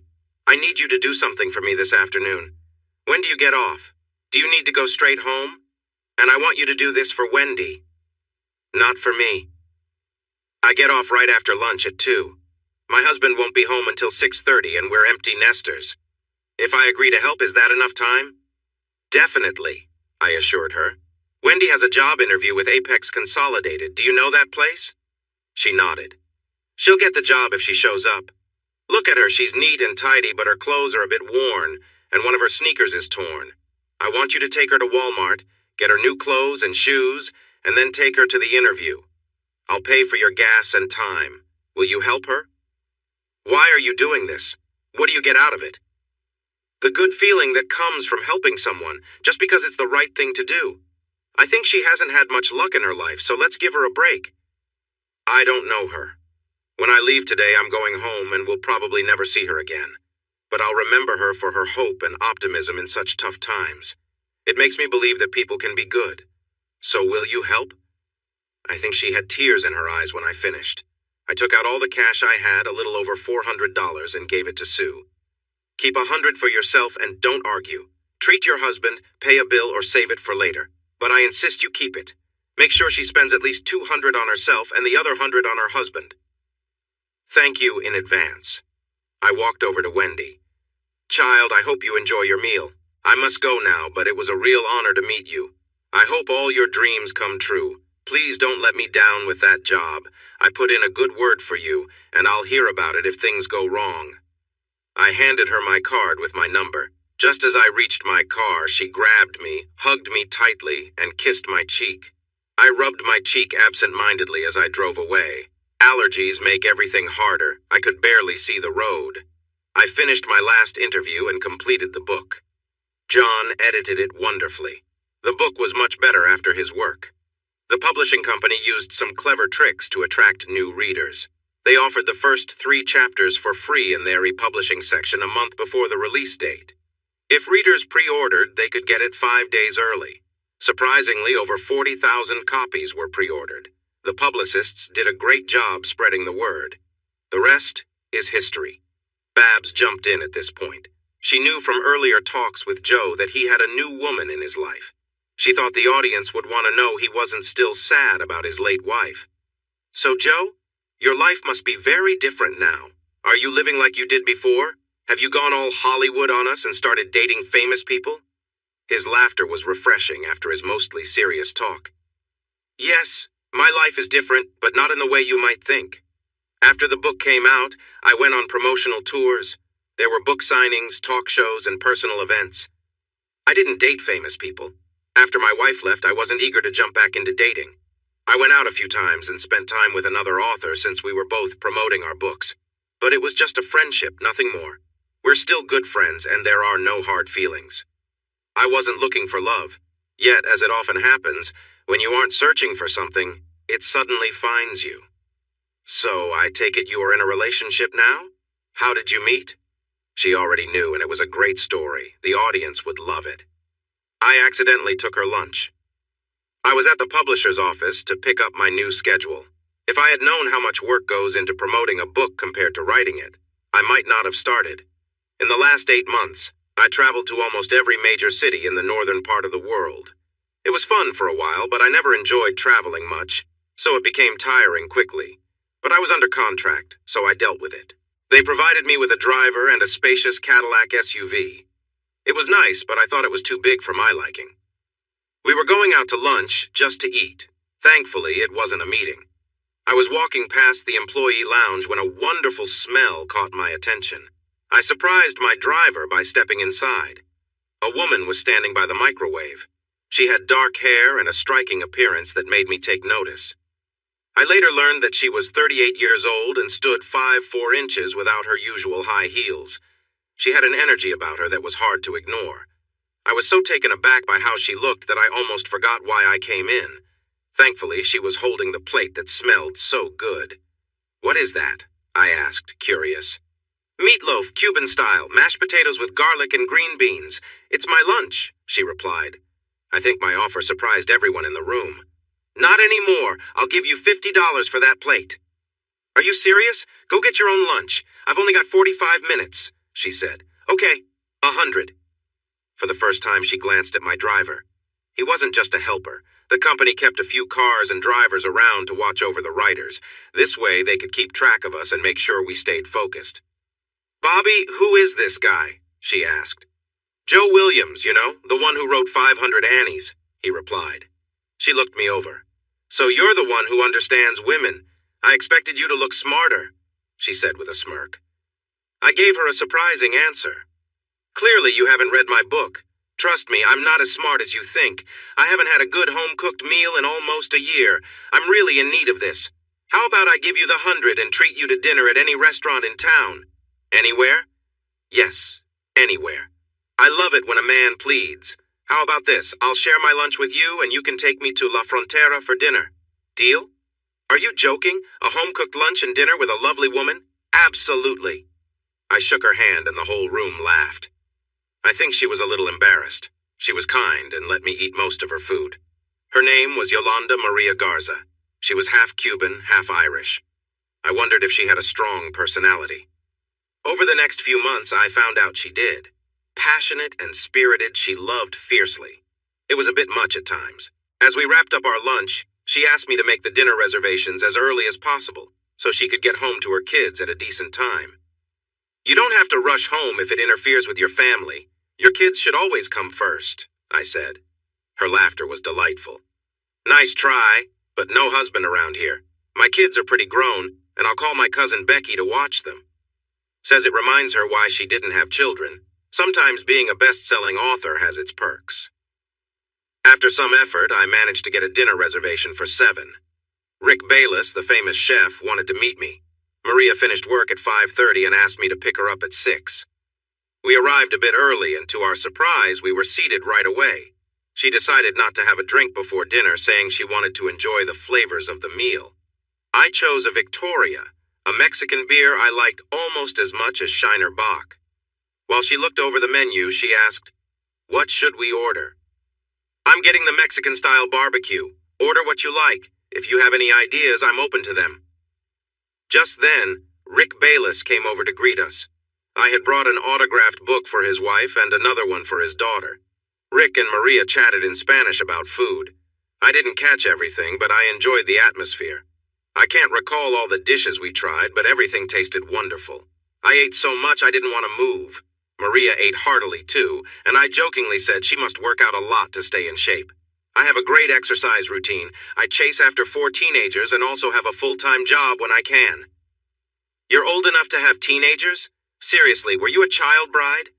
Her smile lit up the room. "You're either very kind or just don't know about women. I'm 46. Wow, I thought she was in her late 30s. She showed me pictures of her kids. 2 boys, 16 and 14, and twin girls, 13. I shared a picture of my little one too, and we both agreed that family is wonderful. Before I knew it, dinner was over. I took her back to the station. She lived about an hour from Chicago and mentioned there wasn't much to do in her town. I hadn't felt this happy in years. I definitely felt a connection, at least on my side. I was in town for the next 6 days, and I hoped to see her again. Luck was on my side. Bobby helped me get her cell number with instructions to call her right away. The phone rang twice before she answered and got straight to the point. "Dinner at my house tonight at 7. It will be a family meal. All my kids will be there. Bring an overnight bag since the last train leaves at 8. Don't get your hopes too high. I booked a nice motel room for you. Just don't miss that train." I was ready when she left the office. She greeted me with a warm hug and led me toward the station. She lived in a small town about an hour from Chicago, Grant something or other. Her home was cozy in a nice neighborhood. It had 3 bedrooms, which she needed since the boys shared one room and the girls shared another. I was soon distracted by wonderful smells coming from the kitchen. "What's cooking?" She and the girls smiled and said, "You'll find out in about half an hour. Boys, keep him busy until dinner is ready." The boys didn't say much, but they were friendly enough. They had been watching a baseball game when I arrived, and I suggested they turn it back on. I really enjoy baseball. As an engineer and a chess player, I see baseball as a lot like chess. The manager is like the player and the team members are the pieces. I shared my idea with the boys, and they quickly agreed. Both were on their high school baseball team. One played in the outfield, and the other was the catcher. We all thought the Cubs and the White Sox were going to have another tough year, and I mentioned that the Braves just didn't feel the same without their leader, Bobby Cox. While we were debating the designated hitter rule, I noticed Maria watching us with a small smile. "Boys, it's time for dinner. You can finish your discussion later." We had Cuban pulled pork sandwiches, and they showed me lots of different toppings. I picked a spicy one, but it was manageable. There was fruit salsa and a rice dish with vegetables, shrimp, and chicken.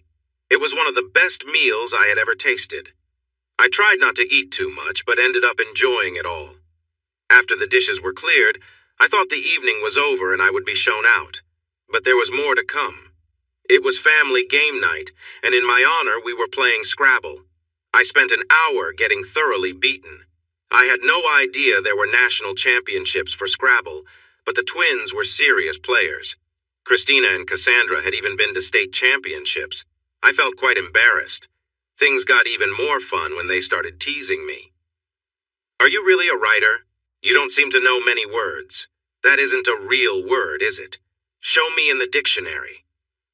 They had a big dictionary on the table for just those kinds of challenges. Apparently, snarful wasn't an actual word.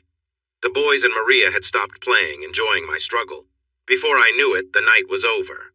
It was loud, lively, and filled with warmth. I became quiet on the way back to the motel. Maria noticed something was off. "What's wrong? Did you have fun? I know the girls can be tough when they play, but they seem to like you." I shook my head. "I loved every moment. Tell those clever girls I want a rematch. I'm going to study so I can do better next time. The reason I got quiet is that I've always wanted a big family. Tonight made me see what I missed.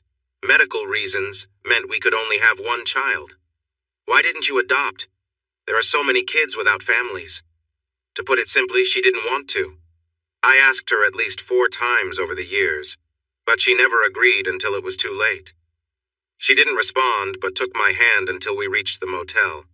I thanked her for the lovely evening as she walked me to my room. "It was my pleasure." "You really made a great impression on the kids. They usually take longer to warm up to men." "I feel the same way," I replied. We were standing by my door at that moment. I was starting to say goodnight when she gently pulled my head down and kissed me. It was a soft kiss that felt warm and promising. We held it for a moment longer than usual, and when we pulled apart, both of us felt a bit shy. "Maria, She placed a finger on my lips. Even that small touch felt special. "Shh, don't ruin the moment with words. I'll come by to pick you up at 7:30. Be ready." With one last quick kiss, she left.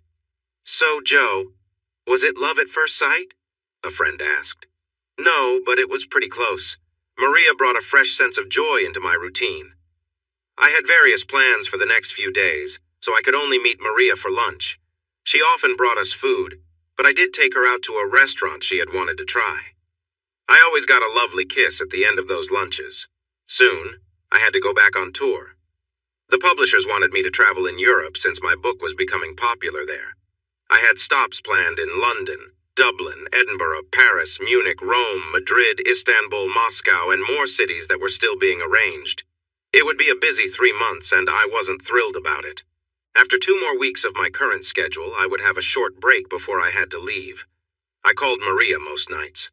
I thought she might get annoyed, but on nights I didn't call, she reached out to me. One day I dropped by her office unexpectedly for lunch. Her welcome surprised me with how warm it was. "Joe, why didn't you tell me you were coming? I would have cooked something. I look a mess today. It's been so busy," she said. I kissed her, hoping to silence her concerns. "I missed you too, Maria. How are the kids? Let them know I'm practicing and won't be an easy opponent next time." "Oh, they're good. They want to know when you're returning. How long can you stay?" I had 3 days off. The kids were on break, and I wanted to spend that time with all of them. Unbeknownst to Maria, she had been assigned to help me as my personal assistant. The management wanted to ensure I was happy. She seemed unsure about it, but I was glad when she smiled. She insisted that I come to her house for the evening. I had already prepared my bag. The girls once again beat me at Scrabble, but they admitted it was a bit tougher than before. We were all gathered around the kitchen table. It's funny how many important moments happen either there or in a car. I had some surprises for them. I took my chance when they asked how long I would be there. "I've got 3 days, and your mom will be my personal assistant, which means she'll need to help me out. I also have 6 tickets to the Cubs game tomorrow. They are playing the Braves. Her first job is to find 4 more people to join us. Do you think she can do that?" Chaos erupted. She looked at me and the kids with frustration, but eventually agreed. The car ride back to the hotel was quiet. I didn't get a kiss. The next morning was a bit tense. "Don't surprise me with my kids again. We don't know if we're going anywhere, and it wouldn't be fair to get them used to you and then have you leave. That happened before when their father left, and it was tough. So if you have any more surprises, please let me know now." I said I was sorry. "I didn't mean to upset you. I thought it would be nice for us all to have some fun together. I just wanted everyone to be happy." Her smile felt warm, like the first signs of spring. I decided to take a chance. "Well, I thought it wouldn't be fair to take the girls to a baseball game without doing something special for them, too. If we're making you watch baseball, it only seems fair to treat them as well. Cassie mentioned she is in the school orchestra, and Tina is in the marching band, so I got tickets to the Chicago Symphony tomorrow night with the famous cellist Yo-Yo Ma. That should balance things out." At first I thought she might be upset again, but she smiled instead. "Don't tell them. I'll wait until after the game. I have a feeling you're trying to win over my kids. It will be a hassle driving back and forth, but we will manage. If you have anything else to tell me, say it now." "Well, I've thought about the driving and booked a suite at the hotel where I'm staying. This will save us time and give me more chances to spend time with you." She turned the car into a parking lot. I braced for her reaction, but surprisingly, it wasn't as bad as I expected. "Joe, how much did this all cost?" "Cost? I'm not sure. The publishers provided all the tickets, and I reserved the suite. It's probably not as expensive as you think. Oh, and we have Bobby in the car for as long as we need it.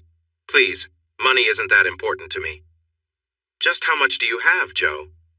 "I'm not really sure. It changes every time I talk to my accountant. The last time I checked, it was around $3 million, but my agent is close to finalizing a movie deal which could bring in another $5 or $6 million, plus royalties from videos and paperbacks. He thinks I could be worth about $12 to $15 million by this time next year. Please don't tell anyone I shared this with you." The numbers left her speechless for a moment, and then she smiled. "All right, but I'm telling you now, I plan to have some needs." I reached out my hand. "Deal?" She took my hand and pulled me in for a kiss. When she relaxed, she wiped the lipstick off my mouth and said, "Deal. Please don't worry about how much this weekend costs. It'll be worth it to me. Let's just enjoy ourselves." And we really did. The kids were thrilled. The boys got ready quickly, but the girls took their time. They chose outfits, then changed their minds a few times. Finally, she said we were leaving in 10 minutes, with or without them. As the days went by, I thought about all the fun moments Annie and I had with AJ and imagined that fun multiplied by 3. That's how much I enjoyed myself. The game was exciting. I sat in the middle with Maria while the boys sat beside me and the girls were beside her. One downside to being somewhat well known is people often notice you. I was wearing my old Lucky Braves hat among a crowd of Cubs fans. I received plenty of playful teasing. It reached its peak during the 7th inning stretch when we appeared on the big screen and the announcer mentioned my name. He joked about being a bit lost but said I was in good company. I think the crowd was more impressed with how Maria looked in her Cubs jersey. The Cubs lost, 7-4. I didn't brag about it, but I adjusted my hat a little higher. Bobby knew a great Italian restaurant famous for its deep dish pizza. It was a perfect way to end the evening. Maria ordered 2 large pizzas with everything for Bobby to take home. She had already been his friend, but now she was his hero. I told Bobby to sleep in since we probably wouldn't need him before noon the next day. He dropped us off at the hotel. We walked in with Maria on one arm and Cassie on the other, while Tina walked with her brothers. We passed a man with his wife and 2 teenagers. They seemed to be arguing because he pointed us out. "See?" he said loudly. "That's how families should be." We didn't respond, but Maria held my arm a little tighter and the boys walked a bit taller. I received a wonderful goodnight kiss from Maria and friendly pecks on the cheek from the girls. The boys looked unsure, so I gave them a light warning. Today was our day. Tomorrow belongs to the girls. Whatever it is, don't complain. Just go along with it. That left them curious. Maria called me at 8 the next morning. "Get down here. I have 4 kids ready for breakfast and they won't start until you arrive. Don't wait for me. Order room service for us. Sausage, 2 scrambled eggs, whole wheat toast, and coffee for me. Let me talk to Cassie." I told Cassie to let the others know they could order whatever they wanted, and their mom wouldn't complain. If she didn't like it, she could talk to me. They ordered a big spread with a bit of everything. The boys were in sweats, the girls were in pajamas, and Maria wore a short gown and a silk robe. I was glad I was sitting down because it could have been quite embarrassing. "I think I might have dressed up too much," I joked. Tina replied, "When you told us we could order anything, we realized we didn't need to get all dressed up. This is how we usually look at breakfast." Maria teased me a bit with a smile. "Well, sweetie, I bet not everyone wants to see you walking around in your pajamas." Cassie jumped in with a laugh. "Oh, I don't know, Mom. I think there is at least one person who wouldn't mind seeing him in his pajamas." Maria nearly choked on her bagel while the girls giggled and the boys grinned. She turned bright red. "That's enough, young lady. What are we doing today?" she asked. I shared the day's plans with the girls. "Do not let your mother change anything. I've got it all planned, just enjoy. And Mom shouldn't see the plans until after the boys leave." I noticed her giving me that tight look. I pulled her onto my lap and said, "Be nice or I might have to find a new assistant. You will have a good time, I promise. If you don't like it, feel free to cancel."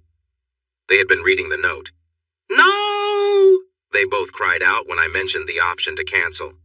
"This better be good," she said with a serious face. "Remember what you said about being hard to please?" I replied, getting a fun idea. "You will be so hard to please today that it'll take a rocket mechanic to sort it out. Enjoy!" The girls looked at her, their eyes brightening with laughter when she seemed to relax. "What are you girls doing today?" I asked. "Don't worry about that. We'll find something fun. Now let's enjoy breakfast," I said. As I ate, the laughter and teasing continued around me. The girls would lean in to kiss my cheek and ask me things, driving Maria a little crazy, which I found amusing. The boys got ready, and as we were leaving, I kissed Maria's cheek and wished her a good time. We were staying at a fancy hotel with a lovely spa. The girls enjoyed all the treatments: pedicures, manicures, massages, and facial treatments. Tina took a picture of her mom with a green mask on her face, cucumbers over her eyes, and a towel on her head. I saved it and playfully told her I would share it with anyone who wanted to see a picture of my girlfriend. Maria was not happy about that when she saw it, but I refused to delete the photo. After that, they went to the beauty salon. They were styled and made up until they looked stunning. They left with bags full of makeup and hair products.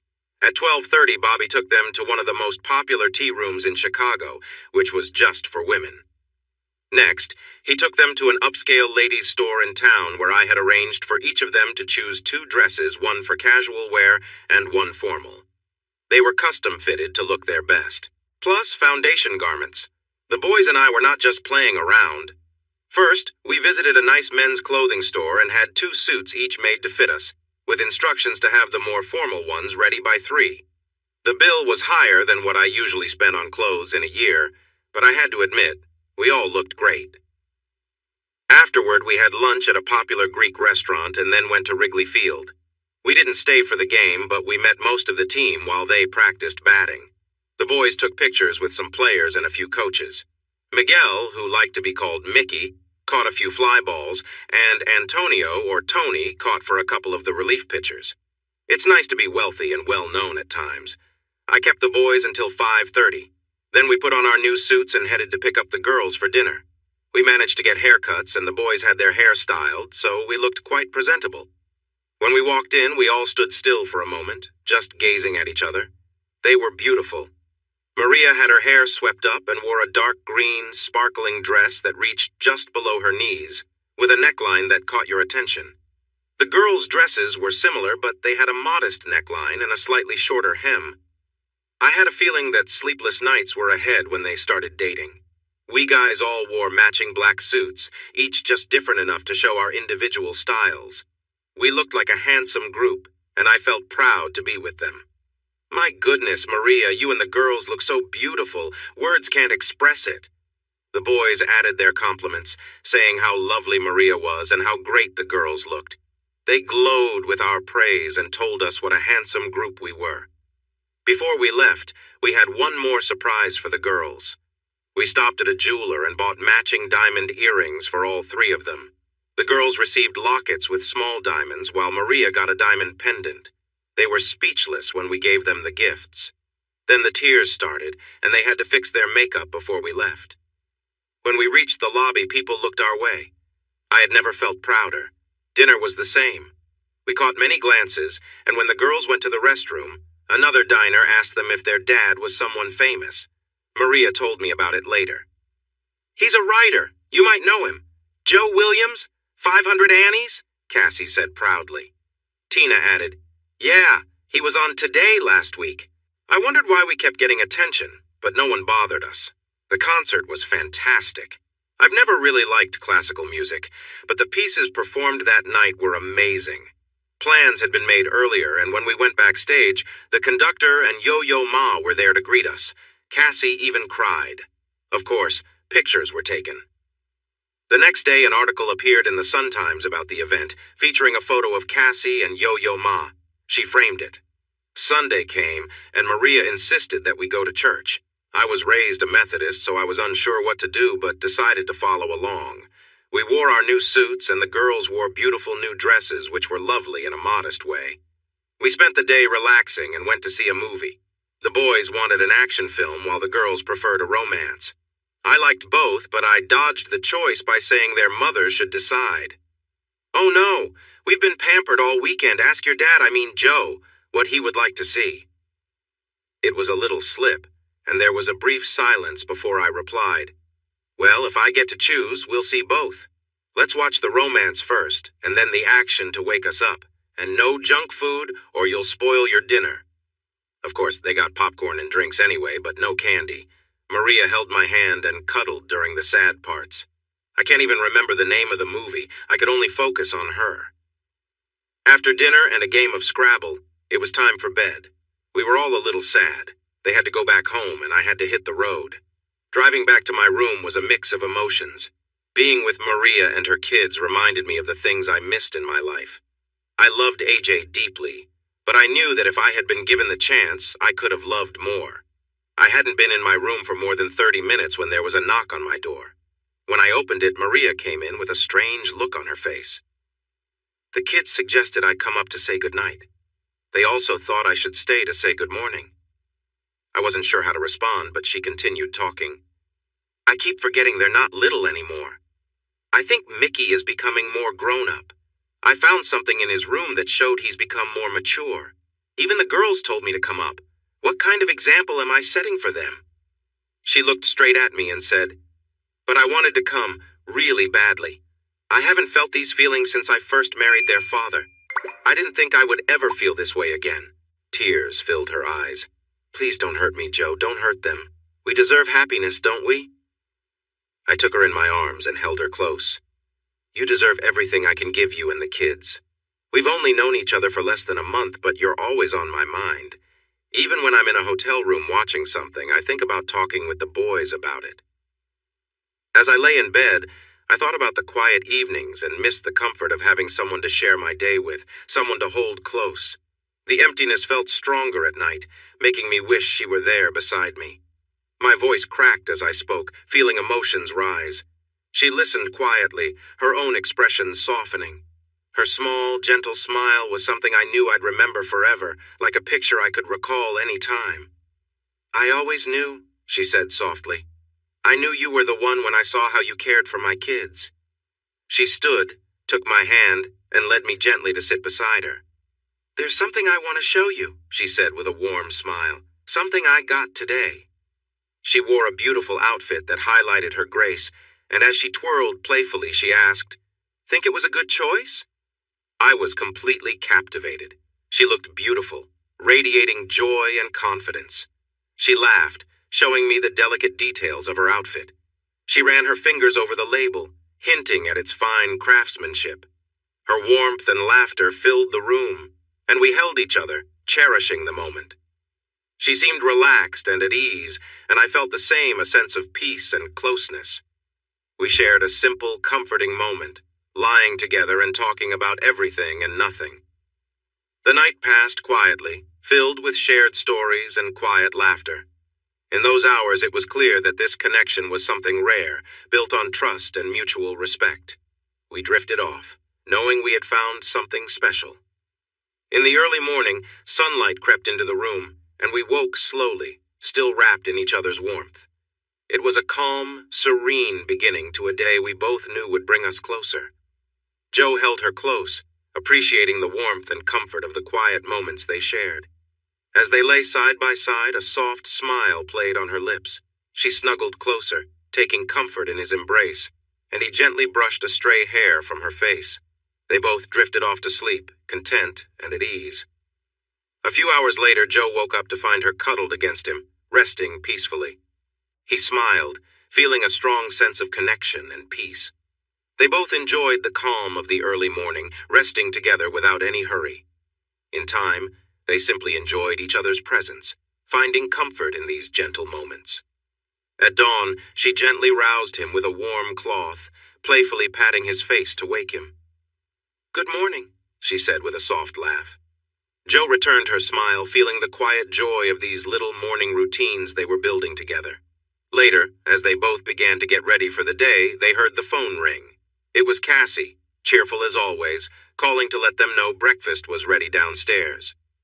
If you don't come soon, we might eat everything, she teased over the phone. They shared a laugh and, without any rush, made their way to the shower together, feeling at ease with each other. The morning was lighthearted and full of laughter as they prepared to join Cassie, grateful for the warmth and companionship that filled their lives. We would have played together again, but time moves on quickly for teenagers. I was nervous it might feel strange, but the boys just nodded, and the girls hugged us and greeted us warmly as if we had been gone for a long time. The mood at the train station was heavy. I would be away for 2 weeks. The girls were emotional, hugging and tearing up. Maria was the same. The boys even gave me hugs, which surprised Maria.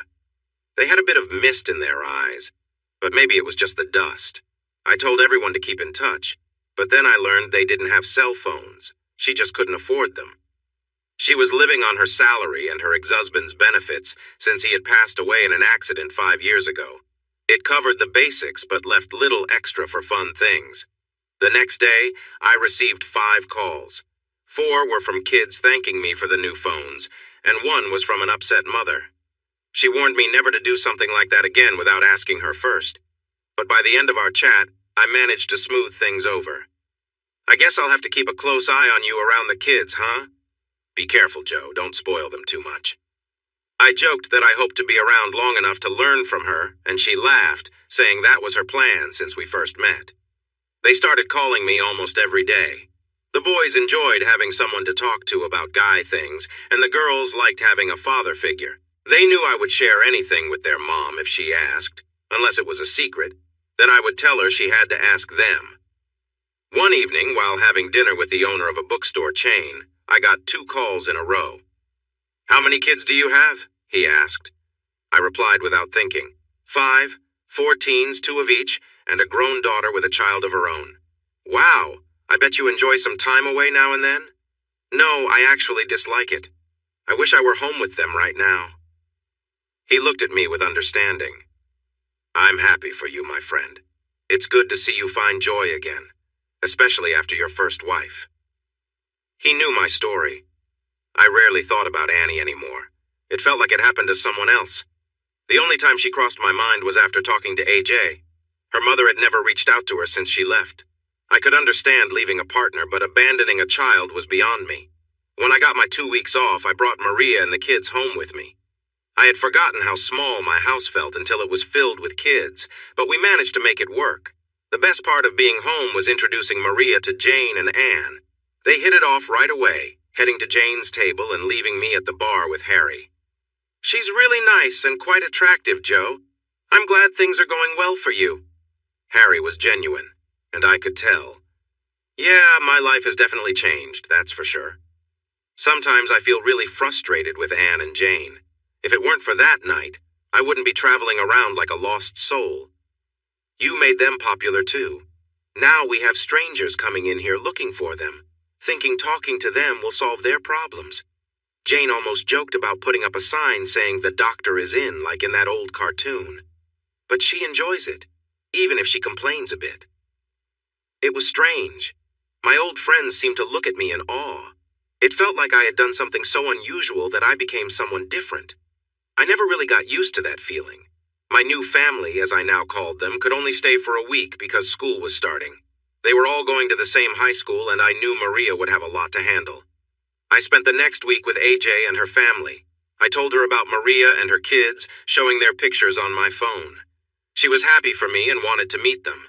I promised to introduce her as soon as I returned from my trip to Europe. We hadn't talked about her mother at all, but just before I left, she asked if I was going to try to see her since I would be in Spain. I had thought about it. No, I'm not going to reach out. People will know I'm there. If she wants to talk, she can find me. If not, I don't want to stir up old feelings. This made her sad, but she understood. I don't think she will ever fully get over feeling abandoned. What child could? She made me promise to send her lots of pictures and gifts before she dropped me off. I wasn't a fan of the trip for the most part. I didn't get to see much of the places I visited. I was rushed from interview to event with a tight schedule. I usually had only 2 days off each week. I didn't think much of England, but I really liked Scotland and Ireland. While I was in Scotland, I sent Harry a case of special blended scotch. In Ireland, I found a jeweler and had 7 silver Celtic crosses made, which I sent to Jane, Anne, AJ, Bunny for when she got older, Maria, Cassie, and Tina. Maria had told me about her mother's family background, so I sent everyone kilts in their family colors. I also sent the boys 2 small daggers with their clan's design on silver medallions. Once we figured out our schedules, we called each other as often as we could, which was very frustrating. I worried that being away would make her feelings fade, but she stayed strong. By the 6th week, our goodbyes became, "Love you, see you soon." I felt a rush of joy when Maria said it for the first time without thinking. "Goodbye, honey, I love you." I heard her gasp as she realized what she had said. I didn't hesitate. "I love you too, honey, very much." I thought I heard her crying as she hung up. By the 11th week, I was feeling really lonely and missing everyone a lot. Cassie called me in tears the week before. A boy, a senior, was bothering her. I was glad I was far away. I tried to comfort her as best I could. Then I called her brothers and asked them to keep a closer watch on their sisters. After that, I phoned Maria. She was upset, but I managed to calm her down long enough to check if the kids could handle the situation. I learned the story from Tina. A senior took some books out of his locker and turned to find Tony, Mickey, and Tina waiting for him. They clearly told him to leave Cassie alone. He smirked, and since he was much bigger than the boys, he asked which one would try to stop him first. Tina smiled sweetly. "We all will. It won't be a fair fight. We'll all come after you if needed. Do you understand?" He tried to intimidate them, but then Tina kicked him in a sensitive area. As he lay on the ground in pain, she grabbed his hair to make him look at her. "Do we understand each other?" He nodded. The word spread quickly. If you mess with one Garza, you deal with all of them. Although Maria acted upset, I was sure she felt proud inside. It was 2 weeks before Christmas when I got the news. They had added 9 more cities to my tour. I was really upset. I was supposed to have 10 days with my new family, and now it wouldn't happen. Management soon realized that an upset writer was a problem. I told them I might just go home and they could sue me for breaking the contract if they wanted. I even said I would never discuss the book in public again. I was important to them, helping them move into the mainstream, so they really wanted to keep me happy. We came to an agreement. If I couldn't go home, they would bring my family to me. They called Maria in and told her she had a special assignment that coincided with school holidays. She was furious and threatened to quit until they explained what it involved. She was to fly to Italy with her family to help calm me down. AJ received the same news, and so I found myself at the gate in Rome Airport, waiting for my extended family to arrive. They all flew first class, and when they came through the gate, Maria was holding Bunny, so I knew they had met AJ. They had seen pictures of each other. I was welcomed warmly. Maria was in my arms, crying with joy, while the girls danced around and AJ smiled. I had to kiss all the girls, starting with Bunny and ending with Maria. The guys tried to play it cool, but ended up hugging me too. We were all very, very happy. I had rented a villa, knowing we would need space. I had them with me for 12 days, and Mike, AJ's husband, was flying in on December 23rd. They spent the first day adjusting to the new time zone, while Maria and I tried to make up for almost 3 months apart. They ended up feeling relaxed and refreshed while we were a bit tired. We went to art museums, saw the sights, and did various tourist activities. We had a driver and a minivan available, which was good because none of us wanted to deal with the busy Italian traffic. I learned to close my eyes. The girls wanted to go shopping, and since we were in Italy, it seemed like a good idea. The boys and I decided to skip that and instead rent scooters to explore the countryside. I gave AJ my credit card with no limit and told her not to worry about the costs. It was an early Christmas gift for everyone. I pulled Cassie and Tina aside and made sure they knew they could buy anything they wanted, and Maria couldn't say no. "And if your mom tries to stop you, just remind her she needs to buy things too," I said with a smile. Cassie hugged me and whispered, "Yes, Daddy," before giggling and running off. I didn't realize how much her words affected me. The boys and I had a great time. The Vespas were lightweight and easy to ride. We visited a cheese factory, a winery, and a fruit farm that made homemade jams. Good thing the scooters had storage space because we bought a lot. We had lunch at a farm known for its cured hams, and after enjoying a sandwich, we ordered 3 more too for Maria and 1 for AJ. We returned just after the girls got back. The driver was mumbling something about crazy Americans while he brought their bags into the villa. We helped carry them inside, all of us with our hands full.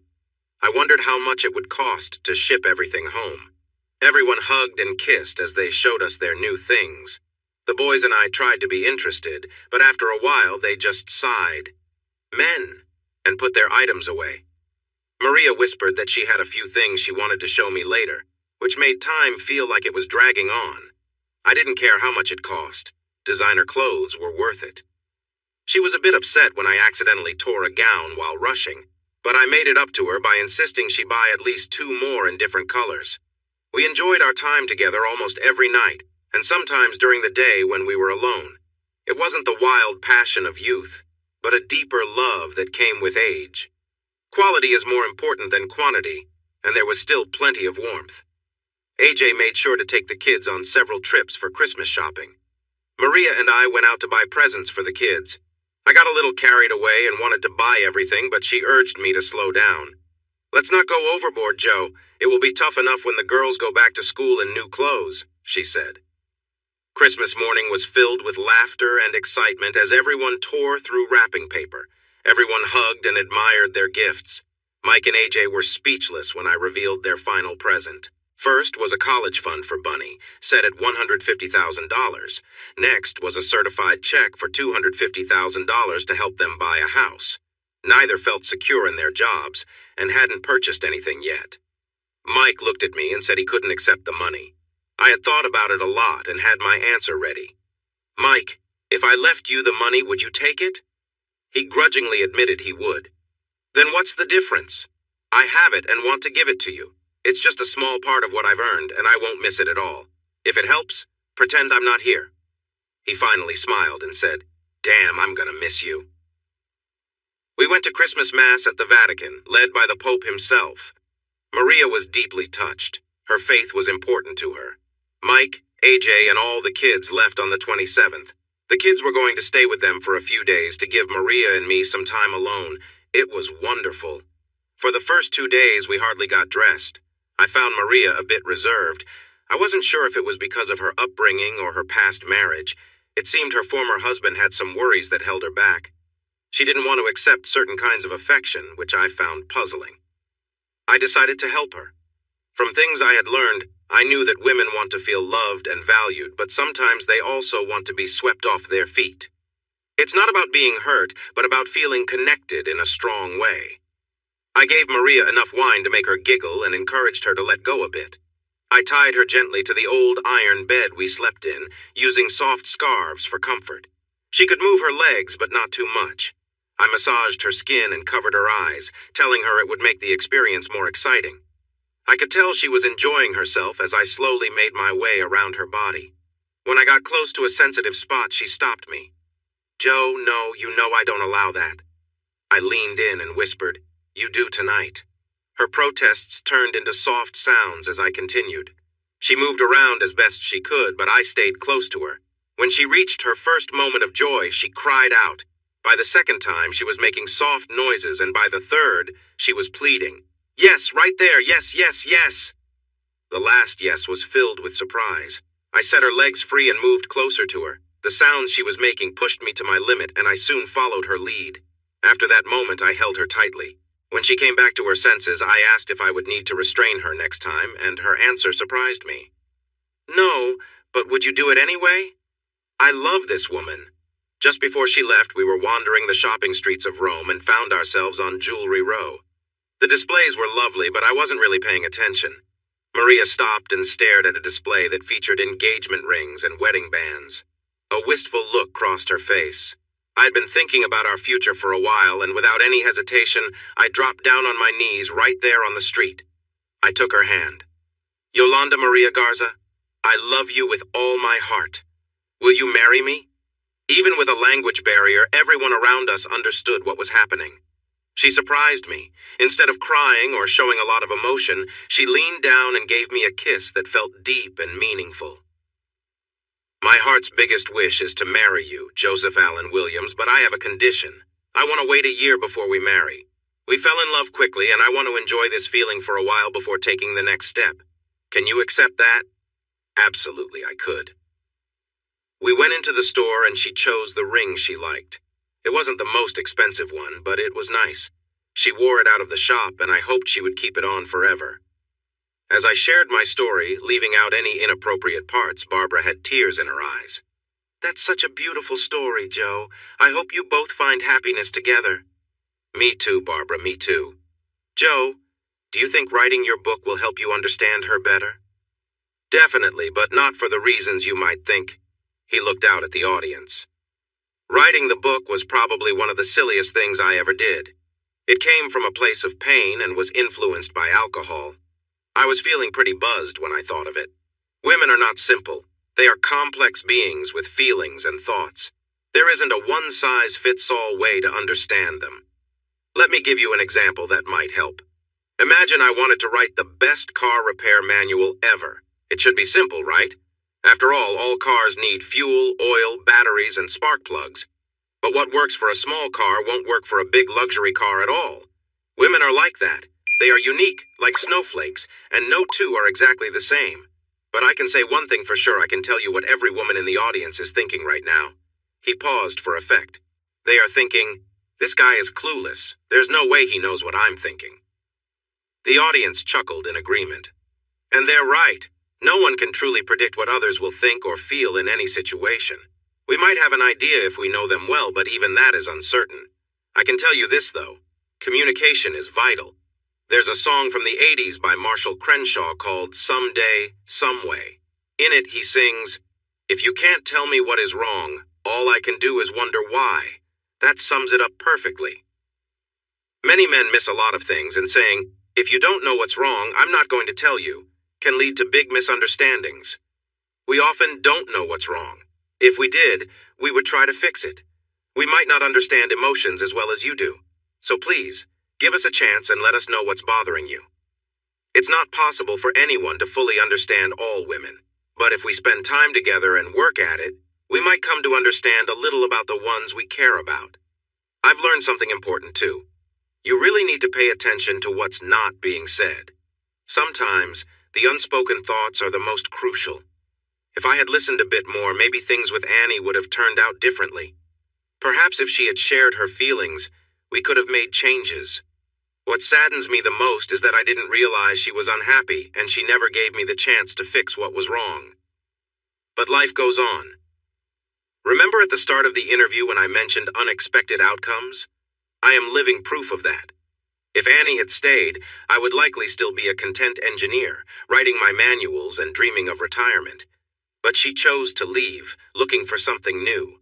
Instead of my quiet life, thanks to a book I wrote, I found myself in the public eye, traveling the world, meeting interesting people, and becoming more successful than I ever imagined. I have a large family and a wonderful wife whom I cherish. Sometimes I wake at night thinking about Annie. But then my lovely wife stirs next to me, and it reminds me of how happy I am. My life is as good as it can be, and I am grateful every day. What I can tell you for sure is that men should listen and women should express their needs. Remember, we think differently. If we make small changes, everything can improve. Good night, and may you all be blessed. Hey everyone! Thanks for watching. Don't forget to subscribe and turn on notifications so you won't miss any of the exciting stories we have coming up. What do you think about the characters in this story? Let us know in the comments. We'd love to hear from you.